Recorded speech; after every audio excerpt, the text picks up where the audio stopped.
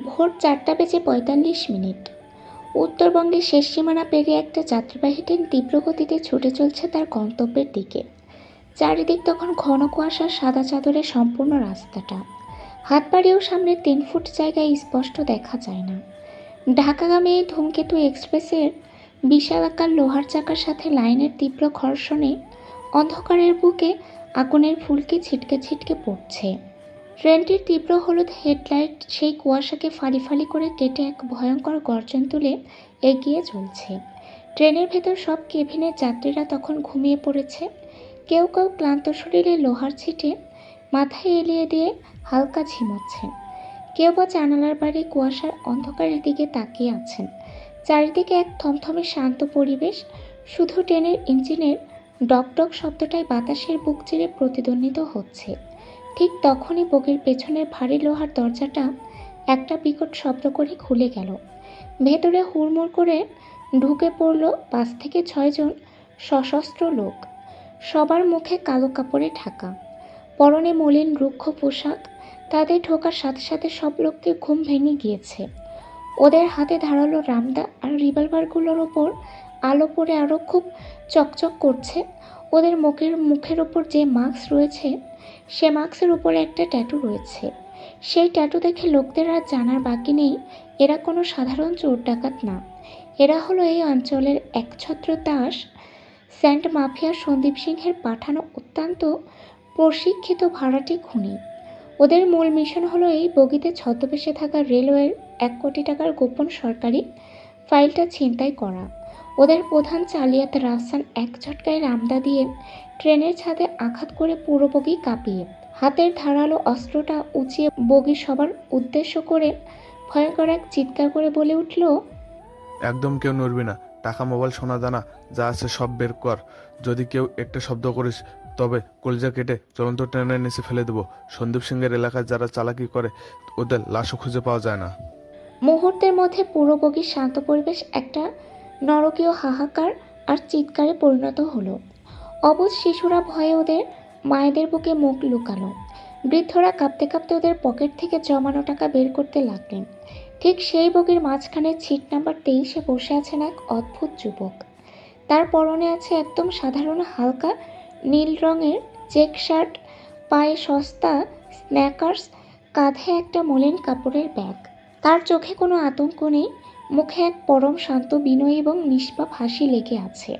তার নাম হলো নিলয় রহমান, যিনি আজ ঢাকা মেট্রোপলিটনে পুলিশের সাব ইন্সপেক্টর হিসেবে প্রধান জয়েন করতে যাচ্ছেন। নিলয়ের পরিবার অত্যন্ত সৎ এবং মধ্যবিত্ত। তার বাবা আনিসুর রহমান একজন অবসরপ্রাপ্ত স্কুল শিক্ষক, যিনি সারা জীবন সততার সাথে মানুষ করেছেন। আর তার মা রাহিলা বেগম একজন সাধারণ গৃহিণী, যিনি প্রতিটা মুহূর্তে নিলয়কে মানুষের মতো মানুষ হওয়ার দোয়া করেছেন। এই মধ্যবিত্ত পরিবারের ছেলেটি আজ নিজের মেধা আর পরিশ্রমে সাব ইন্সপেক্টরের চাকরি পেয়ে ঢাকা যাচ্ছে। নিলয়ের পাশে বসে থাকা এক থরথর করে কাঁপতে থাকা বৃদ্ধ যাত্রীর কাঁধে হাত রেখে তাকে আশ্বস্ত করার জন্য এক গাল হাসল এবং অত্যন্ত নরম ও নিচু গলায় বৃদ্ধ লোকটিকে সান্ত্বনা দেওয়ার উদ্দেশ্যে বলে উঠল, চাচা, আপনি একদম ভয় পাবেন না। ওরা তো শুধু টাকা আর জিনিসপত্র নিতে এসেছে। ওদের এগুলো দিয়ে দিন। মানুষের জীবনের দাম তো টাকার চেয়ে অনেক বেশি, তাই না? চুপচাপ বসে থাকুন, কিচ্ছু হবে না। নিলয়ের এই শান্ত আর সরল কথাবার্তা শুনে পাশে থাকা সেই বৃদ্ধ লোকটির বুকটা এক অজানা আশঙ্কায় কেঁপে উঠল। তিনি চোখ দুটো বড় বড় করে চারিদিকে গুন্ডাদের দিকে তাকালেন এবং অত্যন্ত কাতর গলায় নিলয়ের হাত দুটো শক্ত করে চেপে ধরে বলতে লাগলেন, বাবা রে, তুমি ওদের চেনো না। এরা শুধু সাধারণ ডাকাত নয়, এরা হলো রক্তখেকো সেন্ট মাফিয়া সন্দীপের লোক। এরা মানুষ খুন করতে 1 সেকেন্ডও ভাবে না। তুমিও তোমার ব্যাগটা ওদের দিয়ে দাও বাবা। ঠিক তখনই রাফসানের চোখ গিয়ে পড়ল নিলয়ের ওপর। পুরো বগির মানুষ যখন ভয়ে কাঁপছে, তখন এই সাধারণ চেহারা ছেলেটার মুখে এত শান্ত হাসি আর ঠান্ডা মেজাজ দেখে রাফসানের ভেতরের মাফিয়া অহংকার চটে গেল। সে চিবুক শক্ত করে নিজের হাতে ধারালো রামদাটা সজোরে নিলয়ের ফর্সা গলার চামড়ার ওপর চেপে ধরল। রামদার শীতল লোহার স্পর্শ নিলয়ের গলায় লাগলেও ওর চোখের পলক একটা বারের জন্য কাঁপল না। রাফসান ওর দাঁত কিরমির করে চোখে খুনের নেশা নিয়ে নিলয়কে এক ঝটকায় সিট থেকে টেনে তোলার ভঙ্গি করে চেঁচিয়ে বলল, কিরে, তোর কি মরার ভয় নেই? কি বলছিস তুই? বুড়োটাকে আর তোর ওই ছেঁড়া ব্যাগ আর পকেটে কি আছে বের কর, নইলে এই রামদা দিয়ে তোর গলাটা এখনই 2 ভাগ করে দেবো। নিলয় দুটো হাত উপরে তুলে নিজের কাঁধটা গুটিয়ে অত্যন্ত লজ্জিত, দুর্বল ও ভীত মানুষের মতো কাঁপতে কাঁপতে নিখুঁত অভিনয় করতে লাগলো। সে ওর মলিন কাপড়ের ব্যাগটা বুকের সাথে জাপটে ধরে তোতলামি গলায় রাফসানের চোখের দিকে করুণ ভাগবে তাকিয়ে জীবন ভিক্ষা চাওয়ার সুরে বলতে লাগলো, ভাই দয়া করে মারবেন না। আমি একদম সাধারণ ঘরের ছেলে। অনেক কষ্ট করে একটা ছোট চাকরি পেয়ে ঢাকা যাচ্ছি।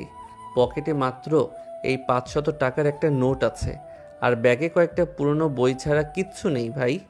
এই নিন টাকাটা, আমাকে ছেড়ে দিন।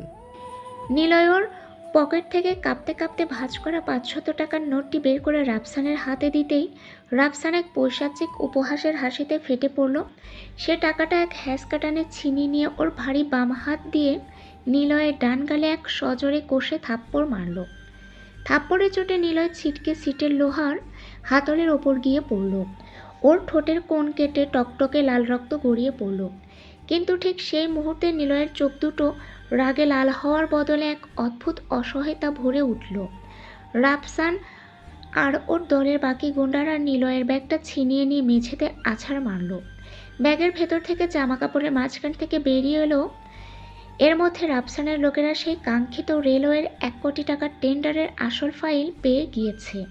তারা তার কিছু না করে রাফসান আর তার দলের বাকি গুন্ডাদের দিকে তাকিয়ে সগর্বে হাসল এবং ট্রেনের পেছনের দরজা দিয়ে চেন বেয়ে ট্রেনের ছাদের দিকে উঠতে উঠতে উল্লাসের সাথে বলতে লাগলো, কাজ হয়ে গেছে, মাল আমাদের হাতে। এবার ট্রেন সেতুর কাছে একটু ধীরে হলে আমরা ছাদ থেকে লাফ দেব। সন্দীপ ভাই 1 কোটি টাকার টেন্ডার এবার একাই রাজত্ব করবে। ধূমকেতু এক্সপ্রেস তখন ঘন্টায় প্রায় 90 কিলোমিটার তীব্র গতিতে কুয়াশা চিরে ধেয়ে চলেছে। ট্রেনের ছাদের ওপর বাতাসের বেগ এত তীব্র যে সাধারণ মানুষের পক্ষে দাঁড়িয়ে থাকা অসম্ভব। চারিদিকে শুধু কুয়াশার সাদা চাদর আর ইঞ্জিনের বিকট ডকডক শব্দ। রাফসান ও তার 4 জন গুন্ডা ফাইলের ব্যাগটা নিয়ে ছাদের ওপর দিয়ে ওদের গন্তব্যের দিকে হেঁটে যাচ্ছিল। ঠিক তখনই ওদের সামনে কুয়াশার ভেতর থেকে এক দীর্ঘ ছায়াময় অবয়ব স্পষ্ট ফুটে উঠল।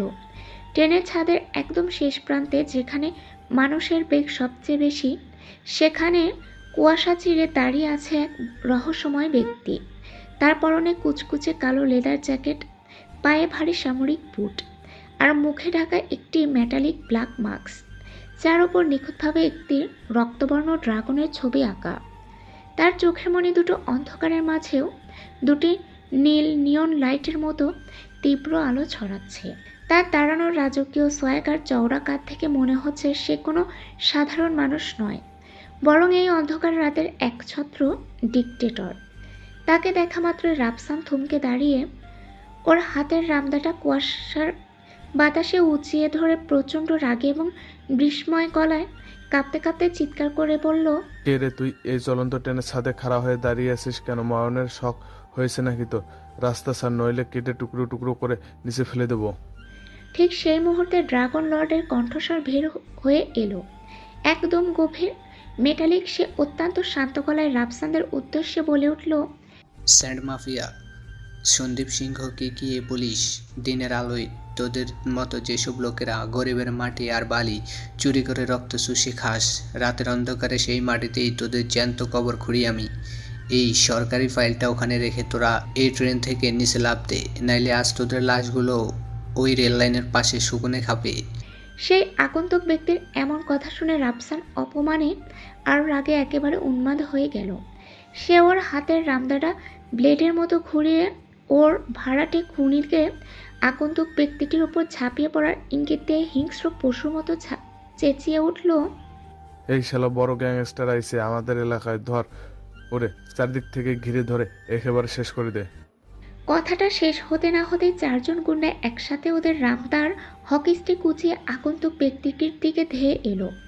প্রথম গুন্ডাটি যখন আগন্তুক ব্যক্তির মাথা লক্ষ্য করে পুরো শক্তিতে রামদা চালালো, আগন্তুক 1 ইঞ্চি পরিমাণ ডান দিকে সরে শরীরটা স্লাইড করে ওর শটটি সম্পূর্ণ মিস করলো। পরক্ষণে ওর ডান হাত দিয়ে গুন্ডার কবজিটা ধরে এমন এক ভয়ঙ্কর মোচড় দিল যে হাড় ভাঙার মট শব্দ ট্রেনের বাতাসে তীব্র গর্জনকে ছাপিয়ে গেল। গুন্ডাটি যন্ত্রণায় চিৎকার করার আগেই ব্যক্তিটি ওর হাত থেকে রামদাটা কেড়ে নিয়ে সেকেন্ডের ভগ্নাংশে দ্বিতীয় গুন্ডার উরুর পেশিতে গেঁথে দিল। ফিনকি দিয়ে রক্ত ছিটকে পড়ল ট্রেনের কালো ছাদের ওপর।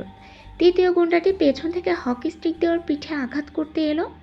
আগন্তুক ব্যক্তি এক অবিশ্বাস্য ও নিখুঁত ব্যাক ফ্লিপ দিয়ে ওর মাথার ওপর দিয়ে গিয়ে ওর ঘাড়ে ওর ভারী সামরিক ভুট দিয়ে এক মারাত্মক লাথি মারল। গুন্ডাটি সামলাতে না পেরে চলন্ত ট্রেনের ছাদ থেকে ছিটকে নিচে অন্ধকারের খাদে পড়ে গেল। বাকি 2 গুন্ডা পকেট থেকে পিস্তল বের করার চেষ্টা করছিল, কিন্তু আগন্তুক ব্যক্তি ওর লেদার জ্যাকেটের ভেতর থেকে 2টো স্পেশাল স্টিল চেইন বের করলো। চেন দুটো বাতাসে চাবুকের মতো শীষ কেটে গিয়ে গুন্ডা দুটোর হাত আর গলা একসাথে লক করে ফেলল। সে এক হ্যাচকাটানে দুজনকে মুখোমুখি আছাড় মারল।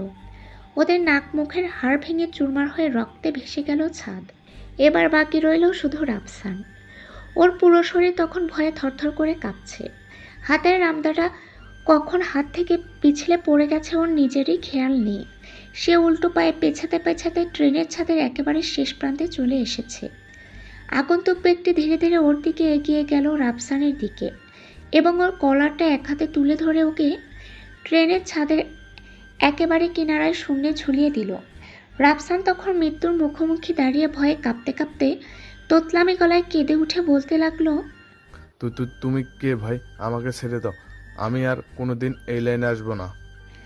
আগন্তুক ব্যক্তি তার মুখের মাস্কের আড়াল থেকে গম্ভীর গলায় রাফসানের কলার আরও শক্ত করে ধরে নিজের চোখ দুটো ওর চোখের গভীরে ঢুকিয়ে দিয়ে বলল, তোদের বাপকে বলে দিস এই গেমটা তোরা শুরু করেছিস, কিন্তু এটা শেষ চালটা আমিই দেব।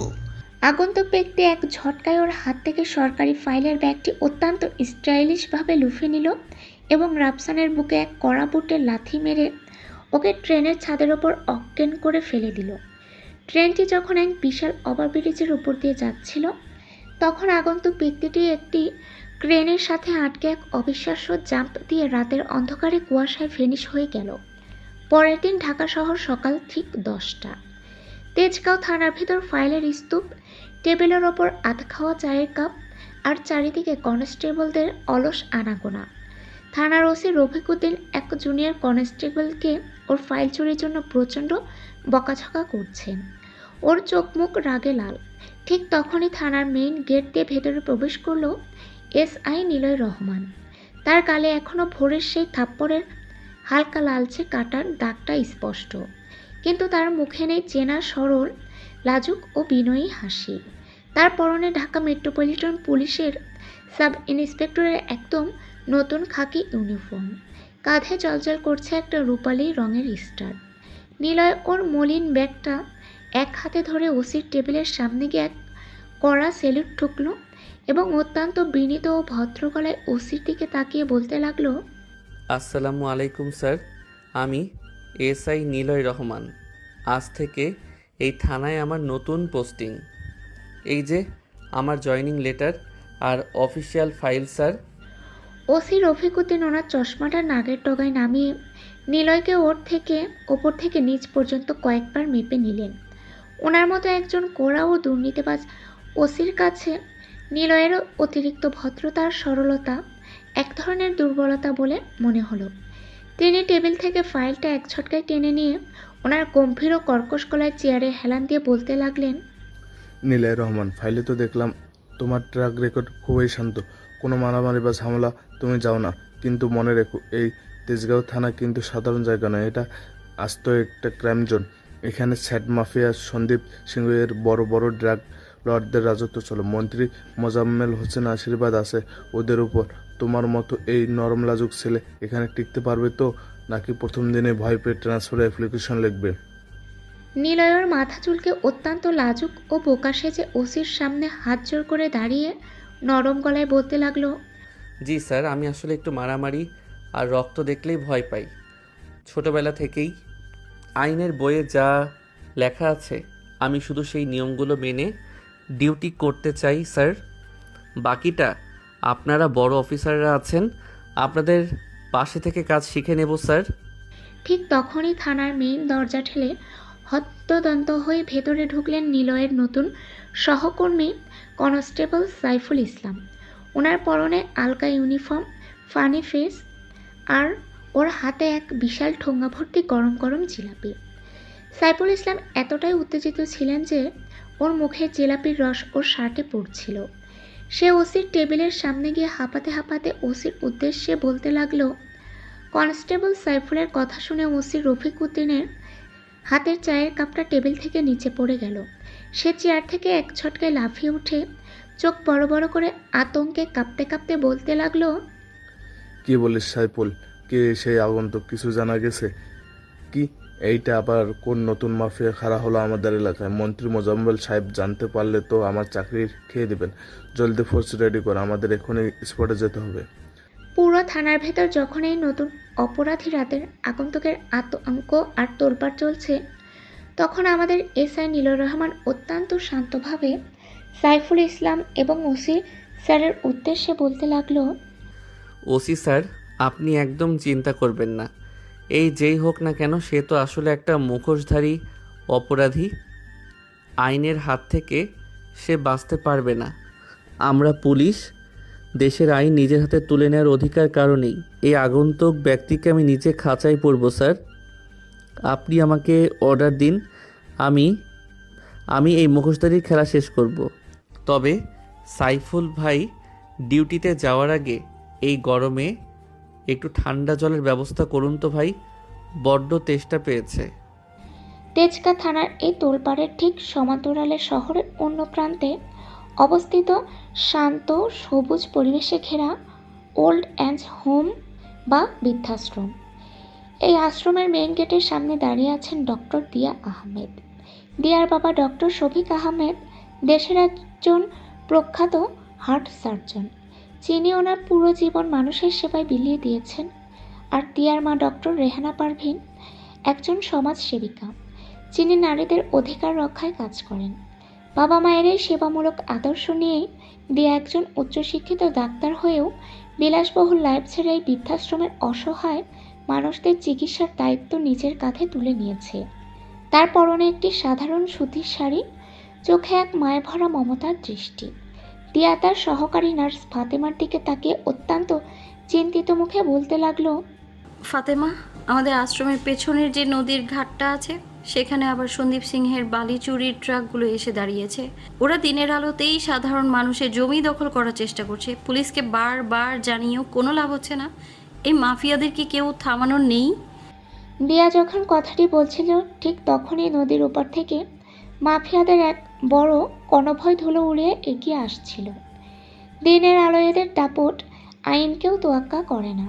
কিন্তু দিয়া বা এই শহরে কেউ জানে না এই দিনের আলোর চোরাচালান আর অত্যাচারের বিরুদ্ধে রুখে দাঁড়াবে এমন কোনো একজনের অপেক্ষায় রয়েছে এই শহরের মানুষ। কিন্তু আদৌ কি সেই মানুষটা আসবে, নাকি এই শহরের মানুষগুলো দিন দিন তাদের সব কিছুই মাফিয়াদের হাতে শেষ করবে সবাই? তেজগাঁও থানার ভেতর যখন সকাল 10:15 কনস্টেবল সাইফুল ইসলামের মুখের ভোরের ট্রেনের সেই ভয়ঙ্কর রাতের আগন্তুকের তাণ্ডবের খবর শুনে থানার ভেতরের পরিবেশ তখনও থমথমে। ওসি রফিক উদ্দিনের হাত থেকে পড়ে যাওয়া চায়ের কাপের চা মেঝেতে ছড়িয়ে পড়েছে। ঠিক সেই হুলস্থুল আর আতঙ্কের পরিবেশের মাঝখানে টেবিলের এক কোণায় দাঁড়িয়ে থাকা আমাদের এসআই নীলুর রহমান নিজের ইউনিফর্মের হাতাটা সোজা করে নিলেন। ওনার মুখে সেই চেনা সরল লাজুক ও বিনয়ী হাসিটা লেগে আছে। তিনি ওসি স্যারের দিকে এক ধাপ এগিয়ে গিয়ে অত্যন্ত বিনীত ও বোকাশোকা গলায় মাথা চুলকাতে চুলকাতে বলতে লাগলেন। ওসি স্যার, এই যে সাইফুল ভাই, যে রাতের আগন্তুক, কি যেন একটা নাম বলল স্যার, ঢাকার ক্রাইম সিন্ডিকেটে কি আসলে এমন কোনো ভূত প্রেত আছে নাকি এগুলো লোকমুখে ছড়ানো স্রেফ কোনো কথা? আমি তো স্যার আইনের বইয়ে পড়েছি, অপরাধী যতই চালাক হোক তার পেছনে একটা মানুষের হাত থাকেই। স্যার, এই আগন্তুককে ধরার জন্য আমাদের প্রথম চালটা কি হবে? দেশের আইন নিজের হাতে তুলে নেওয়ার অধিকার তো কারো নেই স্যার। নিলয়ের এই অতিরিক্ত সরল আর সাধারণ প্রশ্ন শুনে ওসি রফিক উদ্দিনের কপালে বিরক্তির ভাঁজ আরও চওড়া হলো। তিনি চেয়ার থেকে ভর দিয়ে উঠে টেবিলের ওপর 2 হাত রেখে নিলয়ের মুখের দিকে ঝুঁকে এলেন। ওনার কর্কশ কণ্ঠস্বর এবং ধূর্ত চোখের মণি দুটো কাঁপতে কাঁপতে নিলয়ের উদ্দেশ্যে বলতে লাগলো, নীলয় রহমান, তুমি তো দেখছি এখনো সেই মফস্বলের স্কুলেই পড়ে আসো। আইনের বই দিয়ে কি তেজগাঁও থানা চলে? এই শহরে অপরাধের একটা নিজস্ব ভাষা আছে যা মানুষের বুদ্ধির বাইরে। এই যে ট্রেনের থেকে সন্দীপ সিংয়ের 1 কোটি টাকার ফাইল গায়েব হলো, এটা কোনো সাধারণ ডাকাতি নয়, এটা একটা পরিকল্পিত চাল। সন্দীপ ভাই দিনের আলোয় যে সাম্রাজ্য চালায় তার শিকড় অনেক গভীরে। আর যে আগন্তুক কথা শুনছো সে আসলে কেউ হয়ে থাকে, তবে সে খুব সহজে ধরা পড়বে, মারা করবে। সাইফুল, সন্দীপ ভাইয়ের ডেরা থেকে কোনো খবর এসেছে? ওনারা কি সেই আগন্তুকের কোনো ক্লু পেয়েছে? ওসির এই প্রশ্নের উত্তর সাইফুল দেওয়ার আগেই থানার বাইরে একটা বিকট ব্রেক কষার শব্দ হলো। একটা কালো রঙের বিলাসবহুল পাজোরো গাড়ি এসে থামলো থানার ঠিক মেইন গেটের সামনে। গাড়ি থেকে নেমে এলো এক বিশালদেহী লোক, যার বাঁ কানটা অর্ধেক কাটা আর ডান হাতে একটা সাপের ট্যাটু আঁকা। ইনি হলেন সন্দীপ সিংহের 1 নম্বর নদী ডেরার প্রধান জলদস্যু ও স্যান্ড মাফিয়া বশির খাঁ। বশির খাঁ থানায় ঢোকা মাত্রই কনস্টেবলরা ভয়ে একপাশে সরে দাঁড়ালো। বশির ওসির টেবিলের সামনে এসে হাতে ধারালো ছুরিটা ঠুকে ওসির উদ্দেশ্যে বলতে লাগলো, রফিক সাহেব, ট্রেনের খবর তো নিশ্চয়ই পেয়েছেন। সন্দীপ ভাইয়ের 1 কোটি টাকার ফাইল মাঝ রাস্তায় হাওয়া হয়ে গেল, আর আপনার পুলিশ বাহিনী এখানে বসে জিলাপি চিবোচ্ছে। যে এই কাজ করেছে সে যদি নিজেকে ভাগ ভাবে, তবে মনে রাখবেন বশির খাঁ হলো ভাগ শিকারী। সন্দীপ ভাই একটা কথা পরিষ্কার বলে দিয়েছে, আগামী 24 ঘন্টার মধ্যে যদি ওই আগন্তুকের মাথা ওনার পায়ের নিচে না পড়ে, তবে এই থানার সবার পোস্টিং সোজা কবরস্থানে হবে। আর হ্যাঁ, আজ দুপুরে আমাদের নদীর ঘাটে নতুন চালানের বালে লুট হবে। দেখি কোন বাপের বেটা আসে আমাদের রুখতে। বশির খাঁর এই ভয়ঙ্কর হুমকির মুখে ওসি রফিক উদ্দিনের কপাল দিয়ে খাম ছুটতে লাগলো। ঠিক তখনই ওসির পেছনে দাঁড়িয়ে থাকা এসআই নিলয় রহমান বশির খাঁর এই রুগ্ন ভঙ্গিটি খুব নিখুঁতভাবে পর্যবেক্ষণ করছিলেন। নিলয় অত্যন্ত ভদ্রভাবে বশিরের সামনে এসে নরম গলায় বলল, বশির ভাই, রাগ করবেন না, আমি এই থানায় নতুন জয়েন করেছি, নাম নিলয় রহমান। স্যার, আপনি যে নদীর ঘাটের বালির কথা বললেন, ওটা কি সরকারি পারমিশনে হচ্ছে? আমি তো স্যার সাধারণ মানুষের নিরাপত্তা আর শান্তির জন্য কাজ করতে চাই। আপনারা যদি আইন মেনে চলেন তবে কোনো আগন্তুকেরই সাহস হবে না আপনাদের ডেরায় হাত দেওয়ার। নিলয়ের অতিরিক্ত ভালো মানুষের মতো কথা শুনে বশির খাঁ এক বিকট উপহাসের হাসি দিয়ে ওসির দিকে তাকিয়ে বলল, রফিক সাহেব, এই মফস্বলের বলদটাকে নিজের কাছেই আটকে রাখুন। বেশি উস্তাদি দেখাতে এলে নদীর বালির নিচে জ্যান্ত পুঁতে দেব। এই কথা বলে বশির খাঁ ধুলো উড়িয়ে চলে গেল। দুপুর ঠিক 12টা। তেজগাঁও থানার তোলপাড় পেছনে সেই শান্ত ওল্ড এজ হোম বা বৃদ্ধাশ্রমের পেছনের নদীর ঘাটে, যেখানে ডক্টর দিয়া আহমেদ চিন্তিত মুখে দাঁড়িয়েছিলেন। সূর্যের প্রখর তাপে নদীর জল চকচক করছে, কিন্তু সেই শান্ত পরিবেশকে বিষাক্ত করে তুলেছে বশির খাঁ প্রায় 20-30টা বিশাল বালি চুরির ট্রাক আর ক্রেন। দিয়া আর এই অন্যায় সহ্য করতে না পেরে বশির খাঁর গুন্ডাদের সামনে দাঁড়িয়ে চিৎকার করে বলতে লাগলো, আপনারা এই অন্যায় কাজ এক্ষুনি বন্ধ করুন। আদালতে স্পষ্ট নির্দেশ আছে যে এই নদীর ঘাট থেকে কোনো বালি তোলা যাবে না। আপনাদের এই ক্রেনের ধাক্কায় আমাদের আশ্রমের বৃদ্ধ মানুষগুলো রাতে ঘুমোতে পারছে না, দেয়াল ফেটে যাচ্ছে। আপনারা কি আইন কানুন কিছু মানেন না?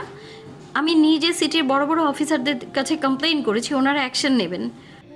দিয়ার এই আইনি হুমকি শুনে বশির খাঁর লরি চালক ও গুন্ডারা এক পৈশাচিক অট্টহাসি দিয়ে দিয়াকে চারিদিক থেকে ঘিরে ধরার চেষ্টা করলো।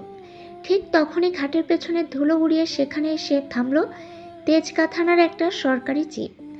জিপ থেকে নামলেন এসআই নিলয় রহমান এবং কনস্টেবল সাইফুল ইসলাম। কিন্তু আশ্চর্যজনকভাবে নিলয় বসির খাঁর বালির ব্যবসার ফাইলে হাত দিলেন না। তিনি দেখলেন ঘাটের এক কোণায় কয়েকজন ইফটিজার আর স্থানীয় পকেটমার এক সাধারণ বৃদ্ধ যাত্রীকে ঘিরে ধরে ওনার পকেটের পেনশনের টাকা ছিনতাই করার চেষ্টা করছে এবং সাধারণ জনগণের নিরাপত্তা নষ্ট করছে। নিলয় কালক্ষেপণ না করে হাসতে হাসতে সেই দিকে এগিয়ে গেলেন। ওনার মুখে সেই নিষ্পাপ হাসি, কিন্তু হাতের মুভমেন্ট ছিল নিখুঁত। সেখানে গিয়ে নিলয় সেই পকেটমার কলার ধরে ওসির দেওয়া স্পেশাল লাঠি দিয়ে এমন এক কড়া বাড়ি মারল যে কুণ্ডাটি মাটিতে লুটিয়ে পড়ল। বাকি অপরাধীদের ধরে নিলয় এক জিপের পেছনে লক করে ফেলল। ঘাটের শত শত সাধারণ মানুষ পুলিশের এই তৎক্ষণাৎ অ্যাকশন দেখে হাততালি দিয়ে উঠল। দিয়া নিলয়ের এই বীরত্ব দেখে একরাশ আশা নিয়ে এগিয়ে এসে বললেন, ধন্যবাদ অফিসার, কিন্তু এই বশির খাঁ বালির ট্রেনগুলো কেন বন্ধ করছেন না? নিলয় মাথা চুলকে দিয়ার দিকে তাকে এক মিষ্টি ও লাজুক হাসি দিয়ে বলল, দেখুন ম্যাম, আমি তো সাধারণ পুলিশ। বড় বড় মাফিয়াদের ধরার ক্ষমতা বা পারমিশন আমার কাছে নেই, কিন্তু সাধারণ মানুষের উপর অন্যায় হলে এই নিলয় রহমান এক সেকেন্ডও দাঁড়িয়ে থাকবে না। আইন তার নিজের গতিতে ঠিকই বড় অপরাধীদের শাস্তি দেবে, আপনি দেখে নেবেন। আজ এই বৃদ্ধ চাচার টাকা উদ্ধার করতে পেরেছি, এটাই আমার বড় আনন্দ। নিলয়ের এই সততা, জনগণের প্রতি ভালোবাসা আর ডিউটি দেখে সাধারণ মানুষ জয়ধ্বনি দিয়ে উঠল। দিয়া নিলয়ের চোখের দিকে তাকে এক গভীর কলকধাঁধায় পড়ে গেলেন। এই ছেলেটা এত সাহসী, অথচ মাফিয়াদের সামনে এত নিরীহ কেন সেজে থাকে? ওনার মনে একটা বড় প্রশ্ন রয়ে গেল। আর এই সাধারণ মানুষের কেস সমাধান করার কারণে বিকেলের মধ্যেই কমিশনার অফিস থেকে নিলয়ের এই ভালো কাজের রিপোর্ট চলে গেল হেডকোয়ার্টারে, যা ওনার ভবিষ্যতের প্রথম বড় প্রমোশনের ভিত্তি তৈরি করে দিল। রাত ঠিক 12:30। চারদিকে এখন কুচকুচে অন্ধকার আর ঘন কুয়াশায় ছেয়ে গেছে। নদীর ঘাটে সেই বালিচুরির আস্তানাটি এখন পুরো থমথমে। বশির খাঁ তার কাঠের কেবিনের ভেতর বসে মদের গ্লাস হাতে 1 কোটি টাকার নতুন চালানের হিসাব মিলাচ্ছিল। ঘাটের চারপাশে তার 15 থেকে 20 জন সশস্ত্র লোক পাহারা দিচ্ছে। ঠিক তখনই পুরো ঘাটের বিশাল ফ্ল্যাশ লাইটগুলো দপ করে একসাথে নিভে গেল। চারিদিকে নিমেষের মধ্যে ঘুটঘুটে অন্ধকারে ডুবে গেল। বশির খাঁ গুন্ডার পকেট থেকে টার্চ বের করার আগেই কুয়াশার ভেতর থেকে শীষ কাটার মতো এক অদ্ভুত শব্দ শোনা গেল। পাহাড়ের আড়াল থেকে ধীরে ধীরে হেঁটে বেরিয়ে এলো সেই দীর্ঘ ছায়াময় অবয়ব।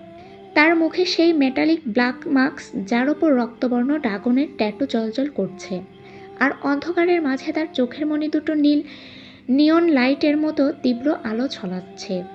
আগন্তুক ব্যক্তিটি কোনো কিছু না বলে তাদের দিকে এগিয়ে যেতে থাকে।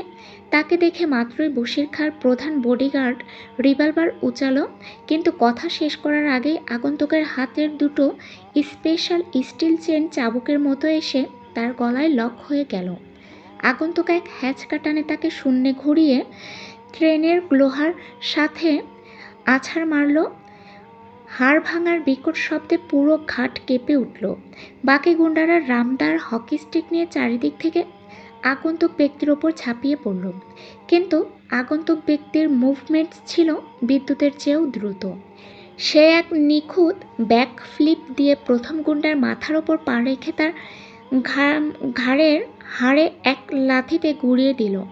মাত্র 3 মিনিটের মধ্যে বশির খাঁর পুরো চোরাচালানের ডেরা লাশের স্তূপে পরিণত হলো। কেবিনের দরজা লাথি মেরে ভেঙে ভেতরে ঢুকলো সেই আগন্তুক।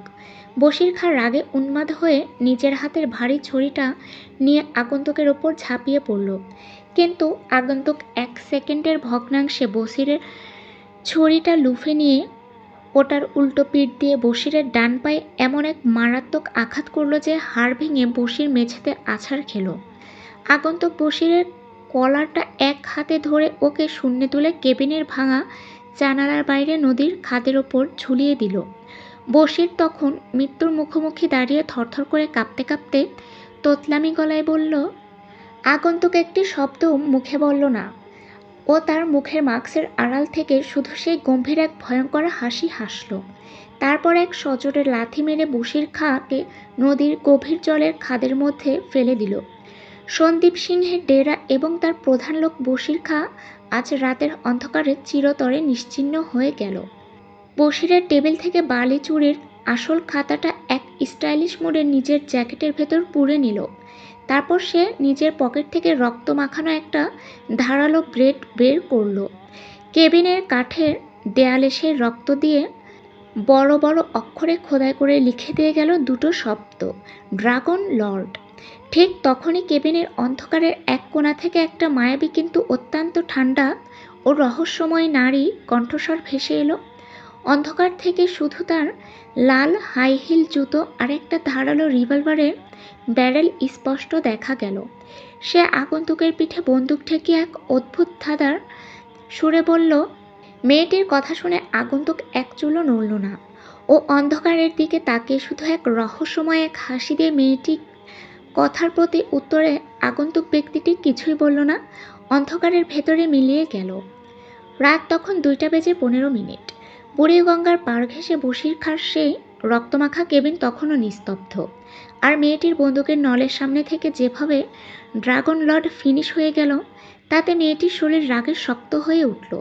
সে তার হাতের রিভলভারটা নামিয়ে দেয়ালে রক্তে লেখা ড্রাগন লর্ড নামটার দিকে তাকালো। তারপর সে নিজে নিজে ফিসফিস করে বলে উঠল। মেয়েটি আর এক সেকেন্ডও দাঁড়ালো না সেখান থেকে রাগে নিজের জুতোর শব্দ করতে করতে চলে গেল। পরদিন সকাল 9টা। সন্দীপ সিংহের নদী ডেরার বশির খাঁ খুন হয়েছে এবং তার পুরো ডেরা এক রাতে সাফ হয়ে গেছে। এই খবর পুরো ঢাকা শহরে ছড়িয়ে পড়েছে। তেজগাঁও থানার ওসি রফিক উদ্দিনের অফিসের এসি তখন ফুল স্পিডে চলছে। তাও ওনার কপাল বেয়ে টপ টপ করে ঘাম ঝরছে। ওনার সামনে সোফায় বসে আছেন সিআইডির স্পেশাল ইনভেস্টিগেশন টিমের প্রধান এএসপি জাহিদ হাসান। জাহিদ সাহেব বশির খাঁর কেবিনের সেই রক্তে লেখা নামের ছবিটা দেখেছিলেন। ঠিক তখনই রুমে ফাইল হাতে প্রবেশ করলো আমাদের এসআই নিলয় রহমান।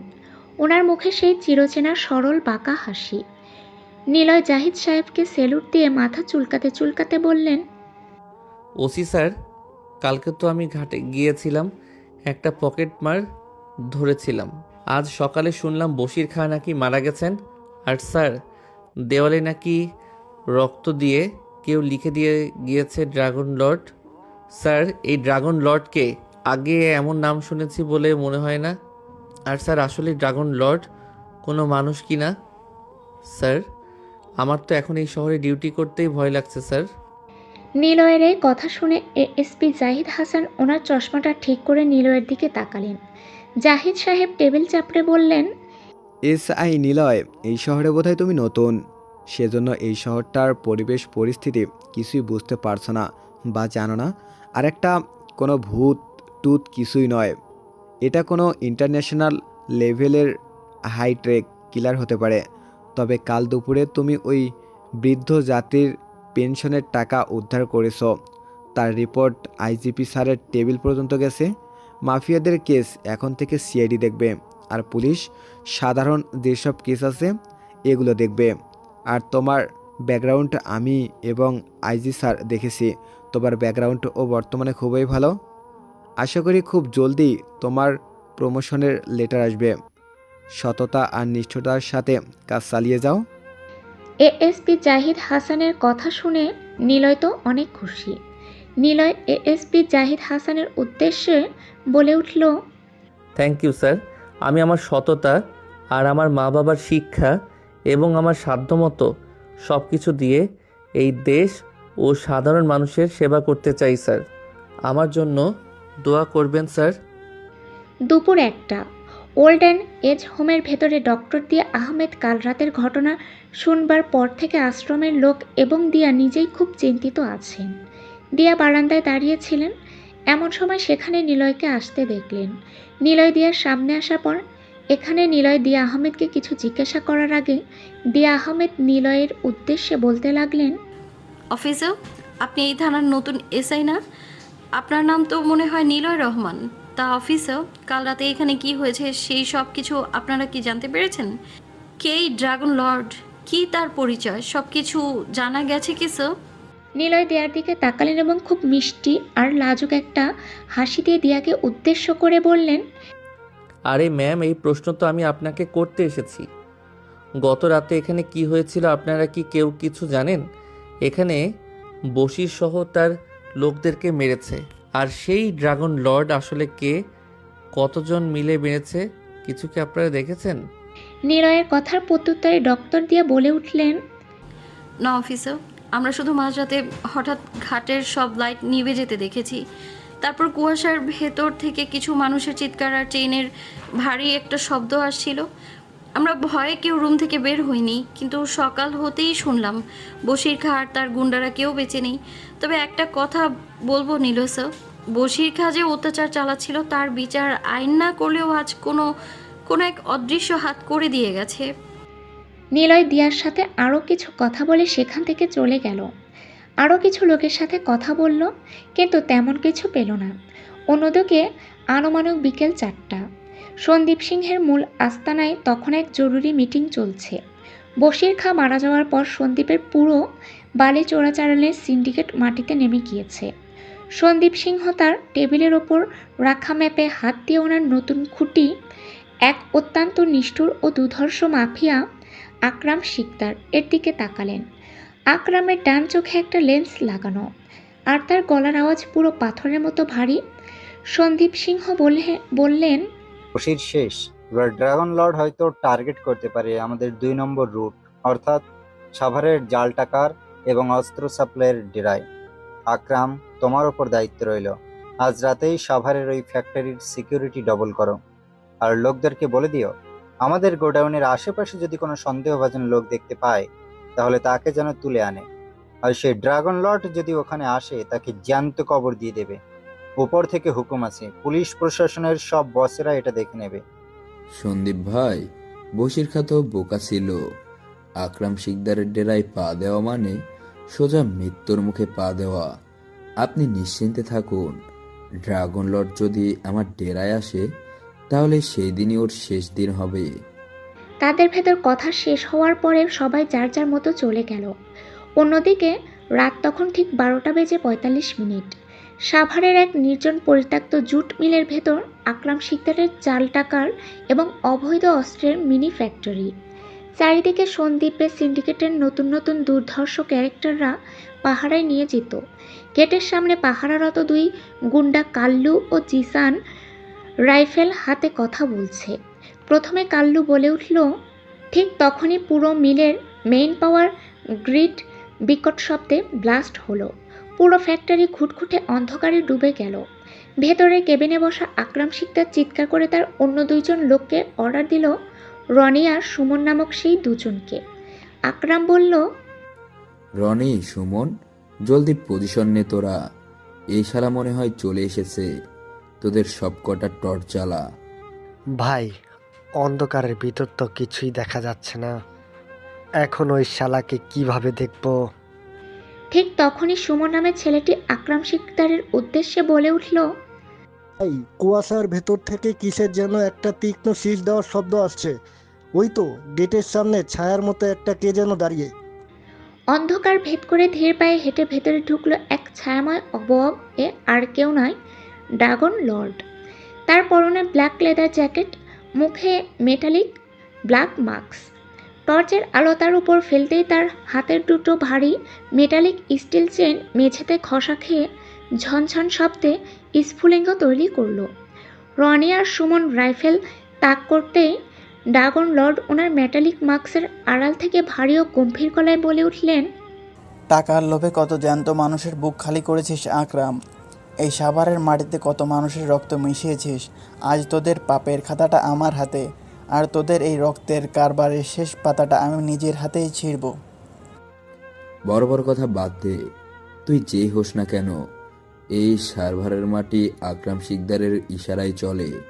বশির খা নরম ছিল তাই তুই ওকে মারতে পারছিস, কিন্তু আমার এই ডেরায় পা দেওয়া মানে জমদূতের মুখে পা দেওয়া। তোরে আজ এই ফ্যাক্টরি থেকে জ্যান্ত বাইর হইতে দিমু না। ড্রাগন লর্ডের এই কথা শুনে আকরাম শিকদার তার লেন্স লাগানো ডান চোখটা সরু করল। রাগে তার কপালের রগগুলো ফুলে উঠল। এবার সে তার হাতের শর্টগানের লকটা টেনে ড্রাগন লর্ডের দিকে এক পা এগিয়ে এসে গর্জে উঠে বলতে লাগলো। আকরামের এই ভয়ঙ্কর হুমকির মুখেও ড্রাগন লর্ড এক চুলও নড়লেন না। ওনার মেটালিক মাস্কের আড়াল থেকে একটা তাচ্ছিল্যের রহস্যময় চাপা হাসি ভেসে এলো। তার হাতের চেন দুটো সে হালকা আগলা করে দিয়েছে, যেন সে আকরামের এই ক্ষমতার দাপটকে পাত্তাই দিচ্ছে না। সে ধীর গলায় বলল, ক্ষমতার দাপট দেখাস না আকরাম। কাগজের বাঘ যেমন খাঁচায় বন্দি থাকলে বিড়াল হয়ে যায়, তোদের এই সিন্ডিকেটও আজ রাতের কুয়াশায় ধুলোয় মিশে যাবে। তোর গুন্ডাদের হাত থেকে অস্ত্র নামাতে বল, কারণ ড্রাগন যখন ছোবল মারে তখন ক্ষমা চাওবারও সময় পাওয়া যায় না। ড্রাগন লর্ডের কথা শুনে আকরামের পাশে দাঁড়িয়ে থাকা রনি রেগে গেল।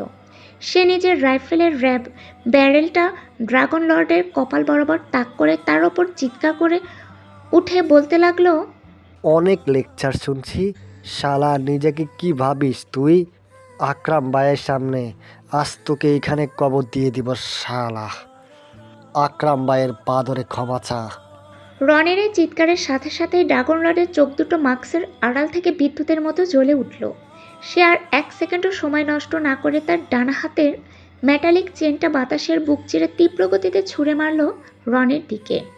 চেনের ধারালো মাথাটা গিয়ে সোজা রনির কবজিতে আঘাত করল এবং এক ঝটকায় তার হাত থেকে রাইফেলটা ছিটকে মেঝেতেই পড়ে গেল। রনি নিজের রক্তমাখা কবজি চেপে ধরে ব্যথায় চিৎকার করে মেঝেতে বসে পড়ল। ওদিকে অন্য শুটার সুমন গুলি চালাতে গেলে ড্রাগন লর্ড এক নিখুঁত ব্যাক ফ্লিপ দিয়ে দেয়ালের সাপোর্ট নিয়ে বাতাসে ভেসে উঠে এবং সুমনের মুখের ওপর তার ভারী বুটের এক মারাত্মক লাথি বসিয়ে দিল। সুমনের নাক মুখ ফেটে সে ছিটকে গিয়ে জাল টাকার মেশিনের ওপর আছাড় খেল। ঠিক তখনই বাকি দুই গুন্ডা কাল্লু আর জিসান ধারালো রামদা উঁচিয়ে দুই দিক থেকে ড্রাগন লর্ডের ওপর ঝাঁপিয়ে পড়ল এবং কাল্লু চেঁচিয়ে বলে উঠল। কাল্লু রামদা দিয়ে কোপ মারার সাথে সাথে ড্রাগন লর্ড এক হাত দিয়ে কোপটা ডজ করে তার বাম হাতের চেনটা কাল্লুর রামদার ব্লেডে পেঁচিয়ে নিয়ে এক হ্যাচকা টানে রামদাটা কেড়ে নিয়ে জিসানের দিকে ছুঁড়ে মারল। জিসানের পায়ে রামদার উল্টো পিঠ লেগে সে ভারসাম্য হারিয়ে মাটিতে পড়ে গেল। ড্রাগন লর্ড কাল্লুর কলার ধরে তার শক্ত কুনো দিয়ে কাল্লুর বুকের মাঝখানে সজোরে আঘাত করল। কাল্লুর পাঁজর ভাঙার বিকট শব্দ হলো এবং সে রক্তবমি করতে করতে মেঝেতে লুটিয়ে পড়ল। মাত্র 5 মিনিটে পুরো আস্তানা লাশের স্তূপে পরিণত হলো। এবার ড্রাগন লর্ড ধীর পায়ে কেবিনের দিকে এগিয়ে গেল। কেবিনের দরজা লাথি মেরে ভাঙতেই ভেতরে থাকা আকরাম শিকদার নিজের শর্ট গান দিয়ে সোজা ড্রাগন লর্ডের বুক লক্ষ্য করে গুলি চালালো। কিন্তু ড্রাগন লর্ড এক অবিশ্বাস্য ডাইভ দিয়ে মাটিতে রোল করে গুলি ডজ করলো এবং চোখের পলকে আকরামের সামনে এসে তার ভারী বুট দিয়ে আকরামের হাতের শর্টগানটা লাথি মেরে দেয়ালের ওপারে পাঠিয়ে দিল। এরপর নিজের ডান হাত দিয়ে আকরামের গলা টিপে ধরে তাকে দেয়ালের সাথে শূন্যে তুলে আকরাম ব্লাডলি অবস্থায় দম আটকে কাঁপতে কাঁপতে বলল, তুমি মানুষ নও। কে তুমি? আমার এই ডেরার খবর তোমারে কে দিল? তুমি আসলে কে? আমি তোমার কি ক্ষতি করেছি? ড্রাগন লর্ড তার মুখের মাস্কটা আকরামের একদম মুখের কাছে নিয়ে গেল। তার ভয়েসটা একবার আরও রহস্যময় আর ভারী গলায় আকরামের উদ্দেশ্যে বলে উঠল, নাম জেনে লাভ নাই আকরাম, কারণ লাশদের কোনো স্মৃতির দরকার নাই। সে যমরাজ আমি। এই দুনিয়া থেকে তোদের সব কীট পতঙ্গ পরিষ্কার করতে এসেছি। কথাটা শেষ করে ড্রাগন লর্ড এক ঝটকায় আকরাম শিকদারের ঘাড় মটকে দিল এবং তার মৃত দেহটা মেঝেতে ছুঁড়ে ফেলল। মাফিয়া আকরাম শিকদার আজ রাতের অন্ধকারে চিরতরে নিশ্চিহ্ন হয়ে গেল। ড্রাগন লর্ড ফাইলটা নিজের জ্যাকেটে পুরে নিলেন। তারপর নিজের পকেট থেকে একটা ধারালো ছুরি বের করে ফ্যাক্টরির মেইন দেয়ালে বড় বড় অক্ষরে লিখে দিল দুটো শব্দ, ড্রাগন লর্ড। সাভারের ফ্যাক্টরির মেইন দেয়ালে রক্ত দিয়ে ড্রাগন লর্ড লেখাটা শেষ করে ড্রাগন লর্ড যেমন ধীর পায়ে ঘুরে দাঁড়ালেন, ঠিক তখনই ফ্যাক্টরির ওপরের ভাঙা ছাদ থেকে চাঁদের আলো এসে পড়ল মেইন গেটের ওপর। তখন সেখানে এসে দাঁড়ালো সেই রহস্যময় মেয়েটি। তার পরনে অল ব্ল্যাক লেদার জ্যাকেট আর হাতে দুটো সাইলেন্সার লাগানো পিস্তল। সে নিচে ড্রাগন লর্ডের দিকে তাক করে এক অদ্ভুত চতুর হাসি হেসে বলল, বশির, কারপর আকরাম শিকদার, সন্দীপ সিংহাসনের প্রতিটা চাল তো তোমার মুখস্থ, ড্রাগন লর্ড। কিন্তু আজ রাতে এই সাভারের জঙ্গল থেকে তুমি আমার হাত থেকে কিভাবে বের হও আমিও দেখতে চাই। পিস্তলের সেফটি লক কিন্তু খোলাই আছে। মেয়েটির এই ওপেন চ্যালেঞ্জ শুনে ড্রাগন লর্ড তার দিকে ঘুরে ধীরে পায়ে এগিয়ে এসে তার মেটালিক ব্ল্যাক মাস্কের আড়াল থেকে সেই ঠান্ডা ও নরম সুরে বলতে লাগলো মেয়েটির উদ্দেশ্যে। তুমি শিকারে নাও মেয়ে, শুধু একটা ভুল পথের যাত্রী। আর ড্রাগনের রাস্তায় দাঁড়ালে কুয়াশা ও রক্তে লাল হয়ে যায়। নিজের জান বাঁচাতে চাইলে পিস্তলটা নামাও। ধোঁয়া আর কুয়াশার পেছনে লুকিয়ে প্রতিবার বাঁচতে পারবে না ড্রাগন লর্ড। বশির, শাহবাজ চলে গেছে বলে ভেবে না সন্দীপ সিংহ একা। আসল রাজপ্রাসাদের চাবি এখনো গডফাদারের মেইল লকারে। আজ রাতে তুমি ফাইল নিয়ে পালালেও খুব জলদি আমার এই বুলেটের সামনে তোমাকে আসতেই হবে। সেদিন এই ধোঁয়াও তোমাকে আমার হাত থেকে বাঁচাতে পারবে না। মেয়েটির রাগে ক্ষোভে নিজের পরাজয় মেনে নিয়ে সেখান থেকে চলে গেল। পরদিন সকাল 9:30। সাভারের ফ্যাক্টরি ধ্বংস আর আকরাম শিকদারের মৃত্যুর খবর দাবানলের মতো পুরো ঢাকা শহরে ছড়িয়ে পড়েছে। তেজগাঁ থানার ওসি রফিক উদ্দিনের টেবিলে এখন চায়ের কাপ ঠান্ডা হয়ে গেছে। ওনার সামনে বসে আছেন ডিবি ডিটেকটিভ ব্রাঞ্চের নতুন চৌকস অফিসার ইন্সপেক্টর তারেক জামান। ওনার চোখে সানগ্লাস আর মুখে গম্ভীর ভাব। ঠিক তখনই রুমে ফাইল হাতে প্রবেশ করলেন আমাদের এসআই নিলয় রহমান। তার মুখে সেই চিরচেনা সরল বোকা হাসি। নিলয় নতুন ডিবি অফিসারকে দেখে এক কড়া সেলুট দিয়ে মাথা ওসির উদ্দেশ্যে বললেন, ওসি স্যার, কালকে রাতে আমার ডিউটি ছিল না। আজ সকালে চায়ের দোকানে শুনলাম সাভারে নাকি আবার সেই রক্তমাখা ভূত আইসা আকরাম শিকদারে শেষ কইরা দিছে। স্যার, দেওয়ালে নাকি এবার রক্ত দিয়া ড্রাগন লর্ড লেখা আছে। স্যার, এই ড্রাগন লর্ড আসলে কি? আমার তো স্যার রাতে একা একা রাস্তায় ডিউটি করতে বড্ড ভয় ভয় লাগছে স্যার, যদি আমার ওপর আক্রমণ করে। নিলয়ের এই অতিরিক্ত কথা আর বোকাশোকা ভয় দেখে ডিবি ইন্সপেক্টর তারেক জামান ওনার সানগ্লাসটা নামিয়ে নিলয়ের দিকে তীক্ষ্ণ চোখে তাকালেন। তারপর ওসির দিকে ঘুরে গম্ভীর গলায় বললেন, ওসি সাহেব, আপনার এই ছোট দারোগা তো দেখছি ভয়ে শেষ। তবে এসআই নিলয়, এটা কোনো ভূত নয়। এই ড্রাগন আন্ডারওয়ার্ল্ডের সমস্ত ম্যাপ চেনে। তবে তোমার ভয় পাওয়ার কিছু নাই। আইজিপি স্যারের অর্ডার, মাফিয়াদের এক বড় কেস এখন থেকে DVR CID specialist team handle করবে। আর বাই দ্য ওয়ে নিলয়, তুমি কাল দুপুরে ওল্ড এজ হোমের সামনে এক মহিলার ছিনতাই হওয়া সোনার চেন উদ্ধার করছো। তোমার এই সততার রিপোর্ট ওপর মহলে গেছে। খুব জলদি তোমার প্রমোশনের অফিসিয়াল লেটার থানায় চলে আসবে। নিষ্ঠার সাথে ডিউটি করো। ডিবির মুখে প্রমোশনের কথা শুনে নিলয় তো অনেক খুশি। নিলয় ইন্সপেক্টর তারেক জামানের উদ্দেশ্যে বিনীতভাবে বলে উঠল, থ্যাংক ইউ স্যার। আমি তো সামান্য পুলিশ। আমার মা বাবার শিক্ষা আর সততা দিয়া আমি শুধু দেশ আর সাধারণ মানুষের সেবা করতে চাই স্যার। বড় প্রমোশন পাইলে জনগণের আরও বেশি সেবা করতে পারবো স্যার। আমার জন্য দোয়া করবেন। দুপুর 1:15। ওল্ড এজ হোমের ভেতরে ডক্টর দিয়া আহমেদ কাল রাতে সাভারের ঘটনা শুনবার পর থেকে নিজের কেবিনে খুব চিন্তিত মুখে বসেছিলেন। তিনি বারান্দায় এসে দাঁড়ালেন। এমন সময় সেখানে নিলয়কে আসতে দেখে ওনার চোখে মুখে কিছুটা স্বস্তি দেখা গেল। নিলয় সামনে আসতেই দিয়া আহমেদ ওনাকে কিছু জিজ্ঞেস করার আগে নিজেই বলতে লাগলেন, নীলয় সাহেব, কাল রাতে সাভারের ওই মিলের ভেতরে যা হয়েছে, আপনার কি পুলিশ প্রশাসন থেকে তার কোনো আসল সত্য জানতে পেরেছেন? কে ড্রাগন লর্ড? বশিরের পর আকরামকেও সেই এক রাতেই শেষ করে দিল। পুরো শহরটা এখন ওনার পরিচয় জানার জন্য পাগল হয়ে গেছে। নিলয় দিয়ার দিকে তাকালেন এবং খুব মিষ্টি আর লাজুক একটা হাসি দিয়ে দিয়াকে শান্ত করার উদ্দেশ্যে নরম সুরে বললেন, না ম্যাম, তেমন কিছু জানা যায়নি। তবে কাল রাতে ঘাটের দিকে বা আপনাদের আশ্রমের আশেপাশে কোনো সন্দেহভাজন বাইক বা নতুন কোনো লোক যেতে দেখছেন? সাভারের মতো এত বড় আস্তানা যে একাই গুড়িয়ে দিল, সেই ড্রাগন লর্ড আসলে কে? কিছু কি আপনারা আজ করতে পারছেন? নিলয়ের কথা প্রত্যুত্তরে ডক্টর দিয়া এক দীর্ঘশ্বাস ফেলে বলে উঠলেন, না অফিসার, আমরা তো সাধারণ মানুষ, এসব আন্ডারওয়ার্ল্ডের খবর আমাদের জানার কথা নয়। তবে এইটুকু বুঝি বশির আর আকরাম যে অত্যাচার চালাচ্ছিল তার বিচার আইন সময় মতো না করতে পারলেও আজ কোনো এক ব্যক্তি এদের পাপের শাস্তি দিচ্ছে।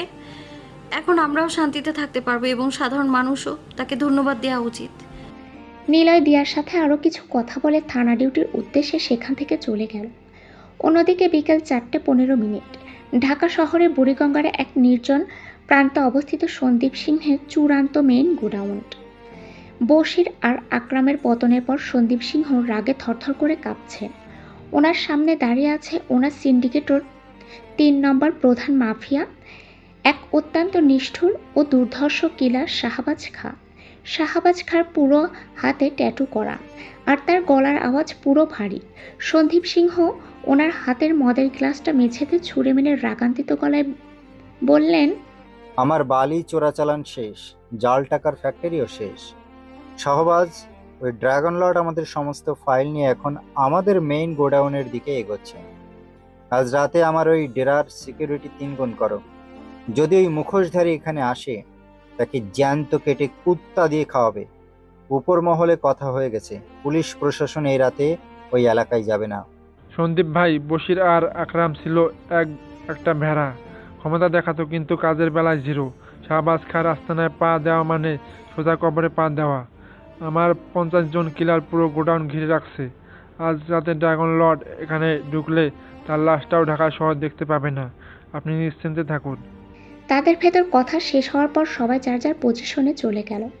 অন্যদিকে রাত তখন ঠিক 12:45। তেজগাঁওয়ের এক কোণায় অবস্থিত সন্দীপ সিংহের সেই বিশাল মেইন গোডাউন, যেখানে কোটি কোটি টাকার অবৈধ অস্ত্র আর ড্রাগসের চালান রাখা আছে। চারিদিকে ভারী অস্ত্রশস্ত্রে সজ্জিত গুন্ডারা পাহারায় নিয়োজিত। গোডাউনের মেইন লোহার গেটের সামনে পাহারারত নতুন দুধর্ষ কিলার বাবলু ও শুটার রফিক রাইফেল হাতে কথা বলছে। আজকে নাকি শাহবাজ ভাইয়ের এই মেন ডেয়ার হামলা করার সম্ভাবনা আছে ড্রাগন লর্ডের। শাহবাজ ভাইয়ের কড়া নির্দেশ, পুরো গোডাউন এমনভাবে ঘেরাও করে রাখতে যাতে একটা মশা মাছিও ভেতরে ঢুকতে না পারে। ঠিক তখনই পুরো গোডাউনের মেইন পাওয়ার গ্রিড বিকট শব্দে ব্লাস্ট হলো। পুরো চত্বর এক নিমিষে অন্ধকারে ডুবে গেল। ভেতরের মেইন কেবিনে বসা শাহবাজ খাঁ চিৎকার করে তার অন্য 2 কিলার জল্লাদ কালাম আর গুন্ডা মজিদকে অর্ডার দিল, কালাম, মজিদ, যদি পজিশন নেই তোরা। সেই শালা মনে হয় চলে এসেছে। তোদের সব কয়টা টর্চ লাইট জ্বালা। ভাই, অন্ধকারের ভেতরে তো কিছুই দেখা যাচ্ছে না। এখন ওই শালাকে কিভাবে দেখব? কিছুই তো বোঝাই যাচ্ছে না এখানে। ঠিক তখনই গুন্ডা মজিদ নামে ছেলেটি শাহবাজ খাঁর উদ্দেশ্যে ভয়ার্ত চোখে জানালার দিকে তাকিয়ে বলে উঠল। অন্ধকার ভেদ করে ধীরে পায়ে হেঁটে ভেতরে ঢুকলো এক ছায়াময় অবয়ব। এ আর কেউ নয়, ড্রাগন লর্ড। তার পরনে ব্ল্যাক লেদার জ্যাকেট, মুখে মেটালিক ব্ল্যাক মাস্ক। টর্চের আলো তার উপর পড়তে তার হাতের 2টো ভারী মেটালিক স্টিল চেন মেঝেতে ঘষা খেয়ে ঝনঝন শব্দে স্ফুলিঙ্গ তৈরি করলো। কিলার বাবলু আর শুটার রফিক রাইফেল তাক করতেই ড্রাগন লর্ড ওনার মাস্কের আড়াল থেকে ভারী ও গম্ভীর গলায় বলে উঠলেন, টাকার লোভে কত জ্যান্ত মানুষের বুক খালি করেছিস শাহবাজ। এই ঢাকার মাটিতে কত মানুষের রক্ত মিশিয়েছিস। আজ তোদের পাপের শেষ খাতাটা আমার হাতে, আর তোদের এই মেইন গোডাউনের রক্তের কারবারের শেষ পাতাটা আমি নিজের হাতেই ছিঁড়ব। ড্রাগন লর্ডের এই কথা শুনে শাহবাজ খাঁ তার ট্যাটু করা হাতটা শক্ত করলো। রাগে তার কপালের রগগুলো ফুলে উঠল। এবার সে তার হাতের শর্টগানের লকটা টেনে ড্রাগন লর্ডের দিকে এক পা এগিয়ে এসে গর্জে উঠে বলতে লাগলো, বড় বড় কথা বাদ দে। তুই যেই হোস না কেন, এই আন্ডারওয়ার্ল্ডের শাহবাজ খাঁর ইশারায় চলে। বশির আর আকরাম নরম ছিল তাই তুই ওদের মারতে পারছিস, কিন্তু আমার এই ডেরায় পা দেওয়া মানে জমদূতের মুখে পা দেওয়া। তোরে আজ এই গোডাউন থেকে জ্যান্ত বাইর হতে দিব না। শাহবাজের এই ভয়ঙ্কর হুমকির মুখেও ড্রাগন লর্ড তার মেটালিক মাস্কের আড়াল থেকে একটা তাচ্ছিল্যের রহস্যময় চাপা হাসি ভেসে এলো। তার হাতের চেইন 2টো সে হালকা আগলা করে দিয়েছে, যেন সে শাহবাজের এই ক্ষমতার দাপটকে পাত্তাই দিচ্ছে না। সে ধীর গলায় বলল, ক্ষমতার দাপট দেখাস না শাহবাজ। কাগজের বাঘ যেমন খাঁচায় বন্দি হলে বিড়াল হয়ে যায়, তোদের এই মেইন সিন্ডিকেটও আজ রাতের কুয়াশায় ধুলোয় মিশে যাবে। তোর গুন্ডাদের হাত থেকে অস্ত্র নামাতে বল, কারণ ড্রাগন যখন ছবল মারে তখন ক্ষমতা চাওয়ারও সময় পাওয়া যায় না। ড্রাগন লর্ডের কথা শুনে শাহবাজের পাশে দাঁড়িয়ে থাকা কিলার বাবলু রেগে গেল। সে নিজের রাইফেলের ব্যারেলটা ড্রাগন লর্ডের কপাল বরাবর তাক করে তার ওপর চিৎকার করে উঠে বলতে লাগলো, অনেক লেকচার শুনছি, শালা নিজেকে কি ভাবিস তুই? শাহবাজ ভাইয়ের সামনে তোকে আজ এখানেই কুচি কুচি করে কেটে নদীতে ভাসিয়ে দিমু। শাহবাজ ভাইয়ের পা ধরে ক্ষমা চা। বাবলুর এই চিৎকারের সাথে সাথে ড্রাগন লর্ডের চোখ দুটো মাস্কের আড়াল থেকে বিদ্যুতের মতো জ্বলে উঠল। সে আর এক সেকেন্ডও সময় নষ্ট না করে তার ডান হাতের মেটালিক চেইনটা বাতাসের বুক চিরে তীব্র গতিতে ছুটে মারল বাবলুর দিকে। চেইনের ধারালো মাথাটা গিয়ে সোজা বাবলুর কবজিতে আঘাত করল এবং এক ঝটকায় তার হাত থেকে রাইফেলটা ছিটকে মেঝেতে পড়ে গেল। বাবলু নিজের রক্তমাখা কবজি চেপে ধরে ব্যথায় চিৎকার করে মেঝেতে বসে পড়ল। ওদিকে অন্য কিলার শুটার রফিক গুলি চালাতে গেলে ড্রাগন লর্ড এক নিখুঁত ব্যাক ফ্লিপ দিয়ে দেওয়ালের সাপোর্ট নিয়ে বাতাসে ভেসে ওঠে এবং রফিকের মুখের ওপর তার ভারী বুটের এক মারাত্মক লাথি বসিয়ে দিল। রফিকের নাকমুখ ফেটে সে ছিটকে গিয়ে অস্ত্রের বক্সের উপর আছাড় খেল। ঠিক তখনই বাকি দুই গুন্ডা জল্লাদ কালাম আর গুন্ডা মজিদ ধারালো রামদা উঁচিয়ে দুই দিক থেকে ড্রাগন লর্ডের ওপর ঝাঁপিয়ে পড়লে এবং কামাল চেঁচিয়ে বলে উঠল, আজকে তোর কলিজা ছিঁড়া ফেলবো, মরণ দেখ একবার। কামাল রামদা দিয়ে কোপ মারার সাথে সাথে ড্রাগন লর্ড এক হাত দিয়ে কোপটা ডজ করে তার বাম হাতের চেনটা কামালের রামদার ব্লেডে পেঁচিয়ে নিয়ে এক হ্যাচকা টানে রামদাটা কেড়ে নিয়ে মজিদের দিকে ছুঁড়ে মারল। মজিদের পায়ে রামদার উল্টো পিঠ লেগে যে ভারসাম্য হারিয়ে মাটিতে পড়ে গেল। ড্রাগন লর্ড কামালের কলার ধরে তার শক্ত কুনোই দিয়ে কামালের বুকের মাঝখানে সজোরে আঘাত করল। কালামের পাঁজর ভাঙার বিকট শব্দ হলো এবং সে রক্তবমি করতে করতে মেঝেতে লুটিয়ে পড়ল। মাত্র 5 মিনিটে পুরো আস্তানা লাশটির স্তূপে পরিণত হলো। এবার ড্রাগন লর্ড ধীর পায়ে কেবিনের দিকে এগিয়ে গেল। কেবিনের দরজা লাথি মেরে ভাঙতেই ভেতরে থাকা শাহবাজ খান নিজের শটগান দিয়ে সোজা ড্রাগন লর্ডের বুক লক্ষ্য করে গুলি চালালো, কিন্তু ড্রাগন লর্ড এক অবিশ্বাস্য ড্রাইভ দিয়ে মাটিতে রোল করে গুলি ডজ করলো এবং চোখের পলকে শাহবাজের সামনে এসে তার ভারী বুট দিয়ে শাহবাজের হাতে শটগানটা লাথি মেরে দেয়ালের ওপারে পাঠিয়ে দিল। এর ওপর নিজের ডান হাত দিয়ে শাহবাজের গলা টিপে ধরে তাকে দেয়ালের সাথে শূন্যে তুলে ধরল। শাহবাজ রক্তাক্ত অবস্থায় দম আটকে কাঁপতে কাঁপতে বলল, তুমি তুমি মানুষ নও। কে তুমি? বশির আর আকরামের পর আমার এই মেন ডেরার খবর তোমাকে কে দিল? তুমি আসলে কে? আমি তোমার কি ক্ষতি করেছি? ড্রাগন লর্ড তার মুখের মাস্কটা শাহবাজের একদম মুখের কাছে নিয়ে গেল। তার ভয়েসটা এবার আরও রহস্যময় আর ভারী গলার শাহবাজের উদ্দেশ্যে বলে উঠল, নাম জেনে লাভ নাই শাহবাজ, কারণ লাশদের কোনো স্মৃতির দরকার হয় না। সেই যমরাজ আমি এই দুনিয়া থেকে তোদের মতো কীট পতঙ্গ পরিষ্কার করতে এসেছি। কথাটা শেষ করে ড্রাগন লর্ড এক ঝটকায় শাহবাজ খাঁর ঘাড় মটকে দিল এবং তার মৃতদেহটা মেঝেতে ছুঁড়ে ফেলল। সন্দীপ সিংহের মাফিয়া শাহবাজ খাঁ আজ রাতের অন্ধকারে চিরতরে নিশ্চিহ্ন হয়ে গেল। ড্রাগন লর্ড টেবিল থেকে মেইন গোডাউনের সমস্ত অবৈধ ডিল আর অস্ত্রের ডিস্ট্রিবিউশন ফাইলটা নিজের পকেটে পুরে নিলেন। তারপর নিজের পকেট থেকে একটা ধারালো ছুরি বের করে গোডাউনের মেইন দেয়ালে বড় বড় অক্ষরে খোদাই করে লিখে দিলেন দুটো শব্দ, ড্রাগন লর্ড। সন্দীপ সিংহের সেই মেইন গোডাউন ধ্বংসের পরদিন সকাল 10টা। পুরো তেজগাঁও এবং বুড়িগঙ্গা পাড়ের এলাকা থমথমে। গোডাউনের সামনে সিসি ক্যামেরা আর পুলিশের ক্রাইম সিনের হলুদ ফিতা জড়ানো। সেখানে শয়ে শয়ে সাধারণ মানুষ ভিড় করে আছে। ডজন খানেক নিউজ চ্যানেলের ওয়ান ম্যান কার আর মিডিয়ার রিপোর্টাররা লাইভ ব্রেকিং নিউজ দিচ্ছে। মেইন গেটের সামনে দাঁড়িয়ে এক নারী রিপোর্টার মাইক্রোফোন হাতে ক্যামেরার সামনে অন এয়ারে চিৎকার করে বলছেন, হ্যাঁ দর্শক, বশির খাঁ এবং আকরাম শিকদারের পর এবার খোদ ঢাকা শহরের সন্দীপ সিংহের ডান হাত শাহবাজ খাঁকে খতম করে দিয়েছে সেই রহস্যময় আগন্তুক ড্রাগন লর্ড। পুলিশ প্রশাসন এখন অন্ধকারে হাতড়ে বেড়াচ্ছে। সাধারণ মানুষের মনে যেমন একদিকে আতঙ্ক, অন্যদিকে ক্ষোভ কমেছে, কারণ এই মাফিয়ার বছরের পর বছর ধরে সাধারণ মানুষের রক্ত চুষে খাচ্ছিল। কমিশনার অফিস থেকে জানানো হয়েছে পুরো ঢাকা জুড়ে রেড অ্যালার্ট জারি করা হয়েছে। মিডিয়ার এই হুলস্থুল আর পাবলিকের গুঞ্জনের মাঝে তেজগাঁও জোনের মেইন রাস্তায় পুলিশের সাইরেন বাজিয়ে 3টি গাড়ি এসে থামল। চারপাশের মানুষ পুলিশ আইসে বলে সরে যেতে লাগলো। গাড়ি থেকে নামলেন ডিবি আর সিআইডি স্পেশাল টিম। সাধারণ মানুষ নিজেদের মধ্যে ফিসফিস করছে, পুলিশ তো শুধু লাশ গুনতে আসে, আসল বিচার তো ড্রাগন লর্ড একাই করে দিচ্ছে। পুরো পুলিশ প্রশাসন এখন মিডিয়া আর পাবলিকের প্রশ্নের মুখে তীব্র চাপের মধ্যে আছে। দুপুর 12:30। সাভার রোডের পাশে অবস্থিত সেই ওল্ড এজ হোম শহর জুড়ে যখন পুলিশ আর মাফিয়াদের যুদ্ধ চলছে, তখন সন্দীপ সিংহের নতুন দুর্ধর্ষ কিলার রকেট কামাল তার 10 জন সশস্ত্র গুন্ডা নিয়ে ট্রাকে করে এসে ওল্ড এজ হোমের পেছনের বিশাল খালি মাঠে তাণ্ডব শুরু করেছে। কামালের মুখে কাটা দাগ, পরনে কালো লুঙ্গি আর টি শার্ট। সে লাঠি দিয়ে আশ্রমের সীমানার সাইনবোর্ডটা ভেঙে মাটিতে ফেলে গর্জে উঠল। আশ্রমের ভেতরে থাকা বৃদ্ধ মানুষেরা ভয়ে চিৎকার শুরু করলো। ঠিক তখনই মাটির ধুলো উড়িয়ে ধীর পায়ে এগিয়ে এলেন তেজগাঁ থানার এসআই নিলয় রহমান।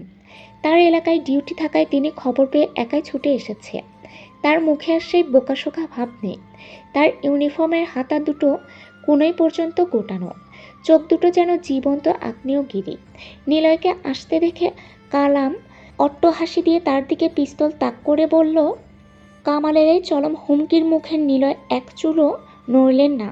তার ডানা হাতটা ধীরে পায়ে নিজের কোমরের সরকারি রিভলভারের দিকে গেল। তিনি তার বুট জোড়া মাটিতে শক্ত করে চেপে ধরে একদম ঠান্ডা ও স্টাইলিশ গলায় হুঙ্কার দিলেন। কালাম, তোদের মায়াদয় নাই তা জানি, কিন্তু এই খাকি ইউনিফর্মের মর্যাদা কি তা তোরা এখনও দেখিস নাই। মাফিয়ারা রক্তের অন্ধকারে রাজত্ব করতে পারে, কিন্তু দিনের আলোয় এই মাটি এখনও আইনের বাপের। অস্ত্র নামা, নাইলে আজ তোদের হাড়গোড় এই মাঠের ধুলায় মিশিয়ে দিব। নিলয়ের এই ভয়ঙ্কর রূপ দেখে গুন্ডারা এক মুহূর্তের জন্য থমকে গেল, কিন্তু কালাম রাগে পাগল হয়ে চিৎকার করে অর্ডার দিল। কালামের অর্ডার পাওয়ার সাথে সাথেই 3 জন গুন্ডা রামদা উঁচিয়ে নিলয়ের দিকে ছুটে এলো। নিলয় এক অবিশ্বাস্য সাইড টস দিয়ে প্রথম গুন্ডার রামদা ধরা হাতটা মুচড়ে দিলেন। হাড় ভাঙার মট শব্দের সাথে সাথে রামদা কেড়ে নিয়ে ওটার বাট দিয়ে দ্বিতীয় গুন্ডার কপালে এমন এক বাড়ি মারলেন যে সে ছিটকে গিয়ে মাঠের কাঁটাতারের বেড়ার ওপর পড়ল। তখন তার 1 ঘন্টা পিছন থেকে কোপ মারতে এলেন নিলয় 1 সেকেন্ডের ভগ্নাংশে মাটিতে স্লাইড করে তার পায়ের নিচ দিয়ে চলে গেল এবং উঠে দাঁড়িয়ে তাকে চোয়াল এক কড়া আপারকাট পাঞ্চ মারলেন। গুন্ডাটা বাতাসে আধা পাক খেয়ে মাটিতে আছাড় খেল। ওদিকে কালাম নিলয়ের এই দুর্ধর্ষ অ্যাকশন দেখে ভয়ে কাঁপতে কাঁপতে পিস্তল গুটিয়ে গুলি চালালো। নিলয় 1 সেকেন্ডের মধ্যে পাশের একটা কাঠের টেবিল উল্টে দিয়ে ওটার আড়ালে কভার নিলেন। গুলি গিয়ে লাগলো টেবিলে। নিলয় কভার থেকে বের হয়ে নিজের সরকারি রিভলভার থেকে নিখুঁত নিশানা করে কালামের ডান পায়ে গুলি করলেন। ধুম! কামাল চিৎকার করে হাঁটু গেড়ে মাটিতে পড়ে গেল এবং তার হাত থেকে পিস্তলটা ছিটকে পড়ল। বাকি গুন্ডারা লাঠি নিয়ে তেড়ে এলো। নিলয় রিভলভার তাক করে গর্জে উঠলেন। এক পাও আগাবি না, যার বেশি মরার শখ আছে সামনে আয়। নিলয়ের এই চণ্ডরূপ দেখে বাকি গুন্ডারা ভয়ে অস্ত্র ফেলে দিল। নিলয় ধীর পায়ে এগিয়ে গিয়ে কামালের চুলের মুঠি ধরে তাকে শূন্যে তুললেন। কালাম তখন যন্ত্রণায় ছটফট করতে করতে বলল। নিলয় কালামের চোখের দিকে তাকিয়ে তার রিভলভারের গরম নলটা কালামের কপালে ঠেকে খুব শান্ত কিন্তু হিংস্র গলায় বললেন। তোদের এই অবৈধ অস্ত্রের লাইসেন্স আমি জেলেই চেক করব। সন্দীপ সিংহকে গিয়ে বলিস, দিনের আলোয় যদি আর একটা মানুষের গায়ে হাত পড়ে তবে পুলিশ প্রশাসনের কোনো টেবিল তারে বাঁচাতে পারবে না। এই নিলয় একাই তারে টেনে হিচড়ে লকআপে ভরবে। দূর হয় এখান থেকে। নিলয়ের এই রূপ দেখে বাকি গুন্ডারা কালামকে ধরে করে ট্রাকে করে পালিয়ে গেল। পুরো মাঠে তখন ধুলো উঠছে। বিকেল 3:15। গুন্ডারা পালিয়ে যাওয়ার পর ওল্ড এজ হোমের পরিবেশ শান্ত হয়েছে। নিলয় তার ইউনিফর্মের ধুলো ঝেড়ে রিভলভারটা কোমরে গুজে আবার তার সেই মিষ্টি লাজুক ও বোকা হাসিটা মুখে ফিরিয়ে আনলেন। ঠিক তখনই আশ্রমের ভেতর থেকে হন্তদন্ত হয়ে ধীর পায়ে হেঁটে বাইরে এলেন ওল্ড এজ হোমের প্রধান ডক্টর দিয়া আহমেদ। তার পরনে সাদা অ্যাপ্রন, চোখে মুখে তখনও আতঙ্কের ছাপ, কিন্তু নিলয়ের এই বীরত্ব দেখে তার চোখে এক অদ্ভুত বিস্ময়। দিয়া ধীর পায়ে নিলয়ের সামনে এসে দাঁড়ালেন। নিলয় দিয়াকে দেখে কিছুটা লাজুক হয়ে মাথা চুলকাতে লাগলেন। তখন দিয়া সে নিলয়ের উদ্দেশ্যে বলতে লাগলো, ধন্যবাদ অফিসার। আপনি আপনি একাই এত বড় মাফিয়ার গুন্ডাদের তাড়িয়ে দিলেন। আমি তো ভাবতেই পারছি না। আমাদের এই অসহায় বৃদ্ধ মানুষদের বাঁচানোর জন্য আপনাকে অসংখ্য ধন্যবাদ। কিন্তু আপনার পরিচয়টা তো জানা হলো না। নিলয় দিয়ার দিকে তাকালেন। তার চোখে এবার কোনো পুলিশি হিংস্রতা নেই, আছে শুধু এক সরল মানুষের গভীর মায়া। তিনি লাজুক হেসে দিয়াকে উদ্দেশ্য করে বললেন, ধন্যবাদের কিছু নাই ম্যাম, এটা আমার ডিউটি। আমি এই তেজগাঁও থানার নতুন এসআই নিলয় রহমান, আর আমি এই তেজগাঁও থানার আন্ডারে থাকাকালীন কোনো দুর্নীতি হতে দেব না। আর কিছুদিন ধরে আমাদের ভিতর তো অনেক কথাই হলো ম্যাম, কিন্তু আপনার পরিচয়টা তো জানা হলো না। আপনার পরিচয়টা কি দেয়া যাবে ম্যাম? কেন নয় স্যার, আমি ডক্টর দিয়া আহমেদ। এই ওল্ড এজ হোমটা আমিই দেখাশোনা করি। কিন্তু অফিসার নিলয়, পুরো শহরের পুলিশ এখন সেই ড্রাগন লর্ডের পেছনে ছুটছে। তাহলে আপনি হঠাৎ আমাদের এই বৃদ্ধাশ্রমে কি মনে করে? দিয়ার সোজাসুজি প্রশ্ন শুনে নিলয় তার মাথার টুপিটা হাত দিয়ে একটু ঠিক করলেন। তার চোখের লাজুক ভাবটা এক সেকেন্ডের জন্য উধাও হয়ে গেল। মাঠের ধুলোবালি আর চারিপাশের মাফিয়াদের রক্তের গন্ধ ছাপিয়ে তার পুরো মনোযোগ এখন দিয়ার মুখের দিকে। তিনি এক পা এগিয়ে এসে দিয়াকে উদ্দেশ্য করে খুব শান্ত ধীর নরম গলায় বললেন, পুরো শহরের পুলিশ কার পেছনে ছুটছে তা নিয়ে এই নিলয়ের কোনো মাথা ব্যথা নাই দিয়া ম্যাম। বড় বড় সাহেবরা রাতের অন্ধকারে ড্রাগন লর্ডকে খুঁজতে গিয়ে হয়তো নিজেদের আসল ডিউটিটাই ভুলে গেছে, কিন্তু আমি ভুলিনি। এই ইউনিফর্মের ভেতরেও একটা সাধারণ মানুষের মন আছে, যা এই শহরের রক্ত আর অপরাধ দেখতে দেখতে ক্লান্ত। শুধু এই ওল্ড এজ হোম হোক বা যে কোনো জায়গা হোক, যারা আইন অমান্য করবে আর দিনের আলোয় এই অসহায় মানুষদের জুলুম নির্যাতন করবে, তাদেরকে আমি ছেড়ে কথা বলবো না।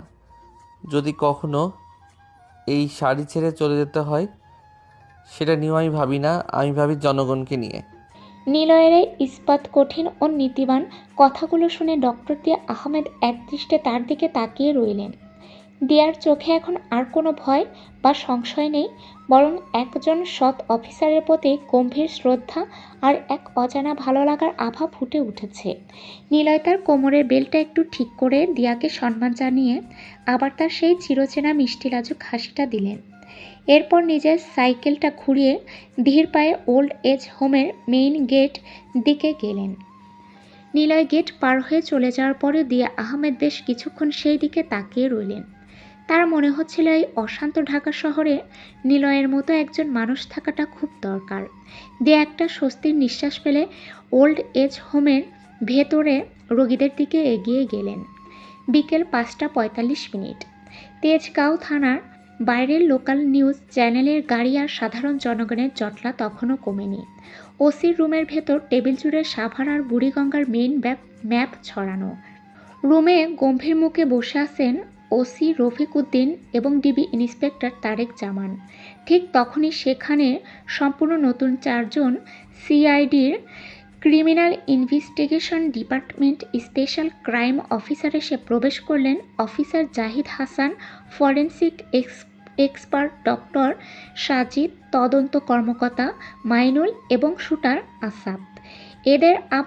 এদের সবার পরনে ফর্মাল স্যুট আর চোখে চতুর চশমা।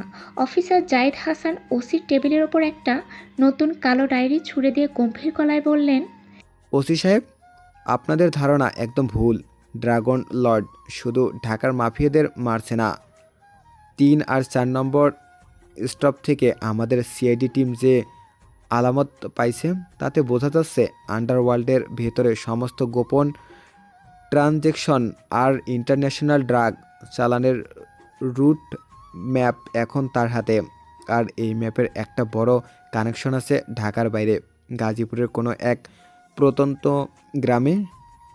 সিআইডি অফিসারের এই নতুন তথ্যে পুরো রুমে এক থমথমে নীরবতা নেমে এলো। ঠিক তখনই রুমের এক কোণায় দাঁড়িয়ে থাকা এসআই নিলয় রহমান ওসির দিকে তাকিয়ে বললেন, স্যার, সিআইডি স্যাররা তো অনেক বড় বড় কথা কইতেছে, তবে আমার এক দূর সম্পর্কের মামাতো ভাই গাজীপুরের কালীগঞ্জে থাকে।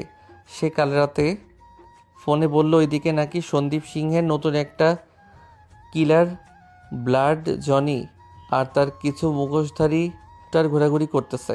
স্যার, আমার তো মা বাবা ওই গাজীপুরের সোনারগাঁও গ্রামেই থাকে। স্যার, আমি কি কয়েকদিনের ছুটি নিয়ে আমার মা বাপের একটু দেখে আসতে পারি স্যার? এইখানে যে অবস্থা, আমার রাতে ঠিকমতো ঘুমই হইতেছে না স্যার। নিলয়ের এই বোকাশোকা ভয় আর ছুটির কথা শুনে ডিবি ইন্সপেক্টর তারেক জামান একটু হাসলেন, কিন্তু সিআইডির তদন্ত কর্মকর্তা মাইনুল তার দিকে কড়া চোখে তাকিয়ে বললেন, ছুটি মঞ্জুর হতেই নিলয় এক লাজুক হাসি দিয়ে বড় অফিসারদের সেলুট করে রুম থেকে বেরিয়ে গেলেন। পরদিন সকাল 10:30।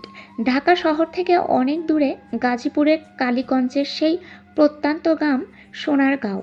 চারিদিকে সবুজ ধানক্ষেত আর মেঠো পথ। গ্রামের একটা টিনের চাল দেওয়া ছিমছাম বাড়িতে থাকেন নিলয়ের বাবা আব্দুল রহমান, অবসরপ্রাপ্ত স্কুল শিক্ষক, এবং মা জায়েদা বেগম। নিলয় ঢাকা থেকে এসে লুঙ্গি আর একটা সাধারণ টি শার্ট পরে বাড়ির উঠানে বসে তার মায়ের হাতের পিঠা খাচ্ছেন। তার মুখে সেই চিরচেনা সরল হাসি। মা, ঢাকার ওই ইট পাথরের জঙ্গল আর ডিউটির চিল্লাচিল্লি থেকে এইখানে আইসা তোমার হাতের পিঠা খাওয়া মনে হইতাছে স্বর্গ হাতে পাইছি। ব্যথা কই মা? ওনার শরীরটা এখন কেমন? নিলয়ের মা জায়েদা বেগম তার ছেলের মাথায় হাত বুলিয়ে দিতে দিতে চোখে এক অজানা আশঙ্কা নিয়ে বললেন, তোর বাবা বাজারে গেছে বাবা, কিন্তু গ্রামের অবস্থা ভালো না। নতুন চেয়ারম্যান মাজহারুল ইসলাম আর তার হুকুমের গোলাম রনি পুরো গ্রামের গরিব চাষিদের জমি জোর করে লিখিয়ে নিচ্ছে। তুই পুলিশে আছিস শুনে ওরা তোকে নিয়ে একটু ভয়ে আছে রে বাপ। ঠিক তখনই দূর থেকে গ্রামের প্রায় 50 থেকে 60 জন সাধারণ মানুষ আর কৃষক চিৎকার করতে করতে নিলয়ের বাড়ির উঠোনে এসে জড়ো হলো। তাদের পেছনে হাঁপাতে হাঁপাতে ঢুকলেন নিলয়ের বাবা আব্দুল রহমান। তার কপাল দিয়ে রক্ত ঝরছে। দুপুর 12:45। সোনারগাঁও গ্রামের মেইন বাজার সংলগ্ন ইউনিয়ন পরিষদ কার্যালয়। মাঠের মাঝখানে গ্রামের সাধারণ মানুষ জামায়াত হয়েছে। সেখানে গাজীপুরের স্থানীয় পল্লী টিভির এক তরুণ রিপোর্টার এবং camera person live footage record করছে। মাঠের এক কোনায় জিপ গাড়ি দাঁড় করিয়ে অস্ত্র হাতে দাঁড়িয়ে আছে চেয়ারম্যান মাজহারুল ইসলামের 4 জন দুর্ধর্ষ গ্রামীণ ক্যাডার, লাঠিয়াল মজিদ, শুটার কাশেম, গফুর এবং কুদ্দুস। মাজহারুল চেয়ারে বসে পান চিবোচ্ছে, আর তার পাশে তার নতুন ক্যাডার রনি এক বৃদ্ধ কৃষকের কলার ধরে মাটিতে আছাড় মারল, চিৎকার করে বলে উঠল, এই গ্রামে মাজারুল চেয়ারম্যানের কথার বাইরে আর কোনো আইন নাই। তোদের এই ফসলি জমি আজ রাতের মধ্যে যদি সন্দীপ শিবের ইট বাটার নামে টিপসই না দিস, তাহলে এই মাঠের মধ্যে তোদের লাশ শিয়াল কুকুর দিয়ে খাওয়াবো। ওই স্কুলের বুড়ো মাস্টার রহমানকেও পিটাই আসছি। কার বাপের ক্ষমতা আছে, সামনে আয়। লোকাল মিডিয়ার রিপোর্টার ভয়ে কাঁপতে কাঁপতে লাইভ ক্যামেরার সামনে বলছেন। ঠিক তখনই মাঠে কোনো খাকি ইউনিফর্ম ছাড়াই শুধু সাধারণ লুঙ্গি আর টি শার্ট পরে ধীর পায়ে মাঝখানে এসে দাঁড়ালেন নিলয়। তার চোখ দুটো এখন আর বোকা মানুষের মতো নয়, চোখ দিয়ে যেন আগুন ঝরছে। তার ডান হাতে একটা সাধারণ বাঁশের লাঠি। নিলয়কে একা আসতে দেখে চেয়ারম্যানের লাঠিয়াল মজিদ আর কাশেম অট্টহাসি দিয়ে তার দিকে তেড়ে গেল। লাঠিয়াল মজিদ নিলয়কে উদ্দেশ্য করে বলল, আরে এটা তো মাস্টারের ওই ঢাকার পুলিশ পোলা, এইখানে গরম দেখাইতে আসছেন, ধর ওকে। ওর বাপের মতো ওকে মাইরা হাত পা ভাঙ্গা নদীতে ভাসাইয়া দে।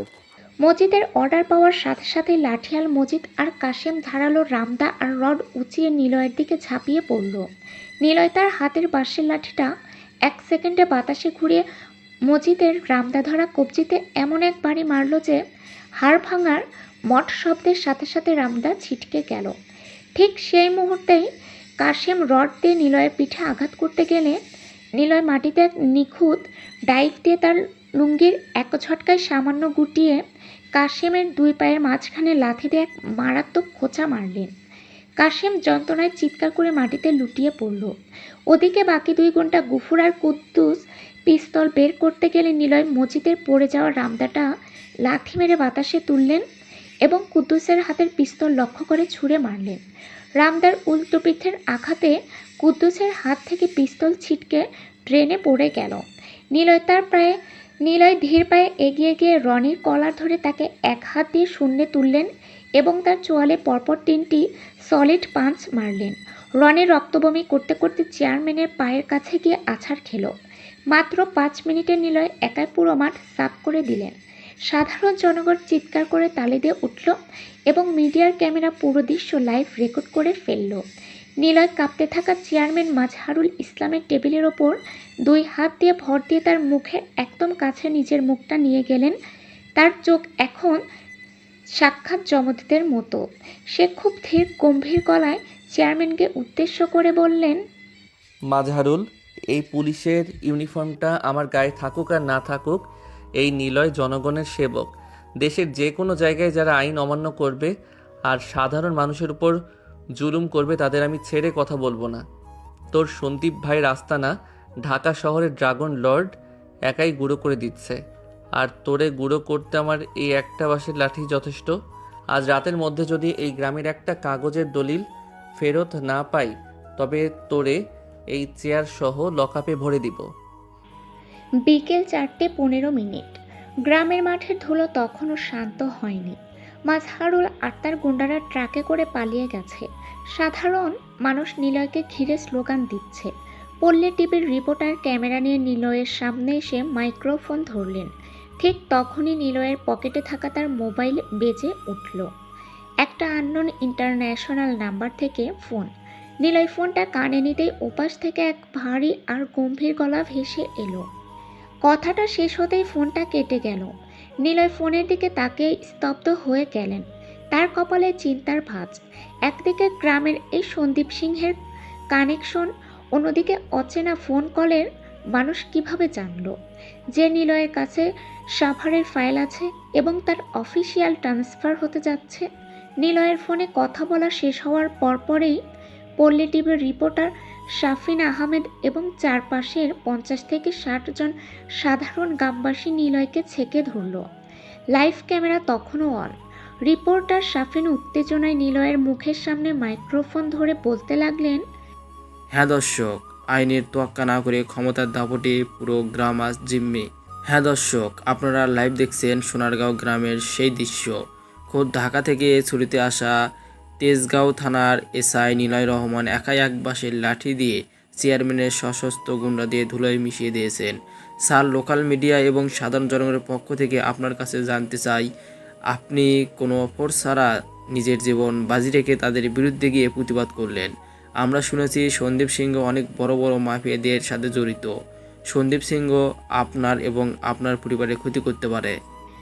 জনগণের এই আর্তনাদ আর মিডিয়ার লাইভ ক্যামেরার সামনে নিলয় তার হাতের বাঁশের লাঠিটা মাটিতে শক্ত করে ঠেকিয়ে দাঁড়ালেন। তার চোখে এখন আর সেই বোকা লাজুক ভাবটা নেই। তিনি ক্যামেরার লেন্সের দিকে সরাসরি তাকিয়ে কড়া গলায় বললেন, নিলয়ের এই দেশপ্রেমের এবং সাধারণ জনগণ নিয়ে এমন কথা শেষ হতেই পুরো মাঠ করতালিতে ফেটে পড়ল। সাধারণ মানুষ তাকে জড়িয়ে ধরে কাঁদতে লাগলো। মিডিয়ার লাইভ ফুটেজটির সাথে সাথে স্যাশ ফ্রন্টে ভাইরাল হয়ে গেল। নিলয় গ্রামবাসীর সান্ত্বনা নিয়ে ধীর পায়ে নিজের বাড়ির দিকে চলে গেল। সন্ধ্যা 7টা। নিলয় নিজের বাড়িতে ফিরে হাত মুখ ধুয়ে বারান্দায় বসতেই তার মায়ের চোখে জল দেখতে পেলেন। তার বাবা আব্দুল রহমান কপালে ব্যান্ডেজ বেঁধে ছেলের দিকে তাকিয়ে গর্বের সাথে নিলয়ের উদ্দেশ্য বলতে লাগলো, আজ তুই মাস্টারের ছেলের মতো কাজ করেছিস নিলয়, পুরো গ্রাম তোকে দোয়া করতেছে। বাপ ছেলের কথার মধ্যে তখন নিলয়ের ফোনটা বেজে উঠল। স্ক্রিনে ভেসে উঠল পুলিশ হেডকোয়ার্টার্স, ঢাকা। নিলয় সাথে সাথে সোজা হয়ে দাঁড়িয়ে ফোনটা রিসিভ করলেন। ওপাশ থেকে স্বরাষ্ট্র মন্ত্রণালয় ও আইজিপি স্যারের স্পেশাল সেক্রেটারি বলে উঠল নিলয়ের উদ্দেশ্যে। Joining offer for officer Niloy Rahman. আপনার ছুটির ডেট আজ দুপুরে স্পেশাল অর্ডারে ক্যান্সেল করা হয়েছে। মহামান্য রাষ্ট্রপতি বিশেষ আদেশে আপনাকে এসআই পদ থেকে সরাসরি প্রমোশন দিয়ে ঢাকা রিজন স্পেশাল ক্রাইম উইংয়ের ডিআইজি পদে পোস্টিং দেওয়া হয়েছে। কাল সকাল 8টার মধ্যে আপনাকে ঢাকা হেডকোয়ার্টারে রিপোর্ট করতে হবে। আপনার অফিসিয়াল প্রোটোকল গাড়ি অলরেডি গাজীপুরের উদ্দেশ্যে রওনা দিয়েছে। কথাটা শুনে নিলয় এক কড়া অ্যাটেনশন পজিশনে দাঁড়িয়ে বললেন, এখন নিলয়ের নাম এসআই থেকে ডিআইজি শোনা যাবে। Yes sir, I will be there. ফোনটা রেখে নিলয় তার বাবা মায়ের দিকে তাকালেন। তার চোখে এখন এক বিশাল মিশনের জেদ। তিনি বাবা মায়ের পা ছুঁয়ে সালাম করলেন। বাবা মা, আমার ছুটি আজ দুপুরেই ক্যান্সেল হয়ে গেছে। হেডকোয়ার্টার থেকে সরাসরি ফোন আসছিল। মহামান্য রাষ্ট্রপতির বিশেষ আদেশে আমার প্রমোশন হয়ে গেছে বাবা। এসআই নই আমি, আর তেজগাঁও থানার এসআই নাই। আমারে সরাসরি ঢাকা রেঞ্জের স্পেশাল ক্রাইম উইংয়ের ডিআইজি পদে পোস্টিং দেওয়া হয়েছে। কাল সকাল 8টার মধ্যে আমারে ঢাকার মেইন হেডকোয়ার্টারে রিপোর্ট করতে হবে। আমাকে আজই চলে যেতে হবে মা বাবা। ছেলের মুখে অবিশ্বাস্য প্রমোশনের কথা শুনে বাবা আব্দুর রহমান ক্ষণিকের জন্য স্তব্ধ হয়ে গেলেন। তার চোখ দিয়ে আনন্দের জল গড়িয়ে পড়ল। তিনি নিলয়ের কাঁধে হাত রেখে গর্বিত গলায় বললেন, আমি জানতাম রে বাপ, তুই একদিন অনেক বড় অফিসার হবি। এই দেশক আর মাফিয়াদের হাত থেকে দেশের জনগণকে রক্ষা করার দায়িত্ব এখন তোর উপর। তুই জলদি ঢাকায় রওনা হ। রাত 8:30। সোনারগাঁও গ্রামের মেঠোপথ কাঁপিয়ে 4টে কালো রঙের পুলিশের ফ্ল্যাশার লাইট লাগানো প্রোডো গাড়ি এসে নিলয়ের বাড়ির সামনে থামল। স্পেশাল ফোর্সের কমান্ডোরা নেমে নিলয়কে সেলুট দিয়ে গাড়ির দরজা খুলে ধরল। নিলয় গাড়িতে উঠে বসলেন এবং গাড়িগুলো তীব্র গতিতে ধুলো উড়িয়ে ঢাকার উদ্দেশ্যে রওনা দিল। এখানে চ্যাপ্টার 1 শেষ। Chapter 2 coming soon.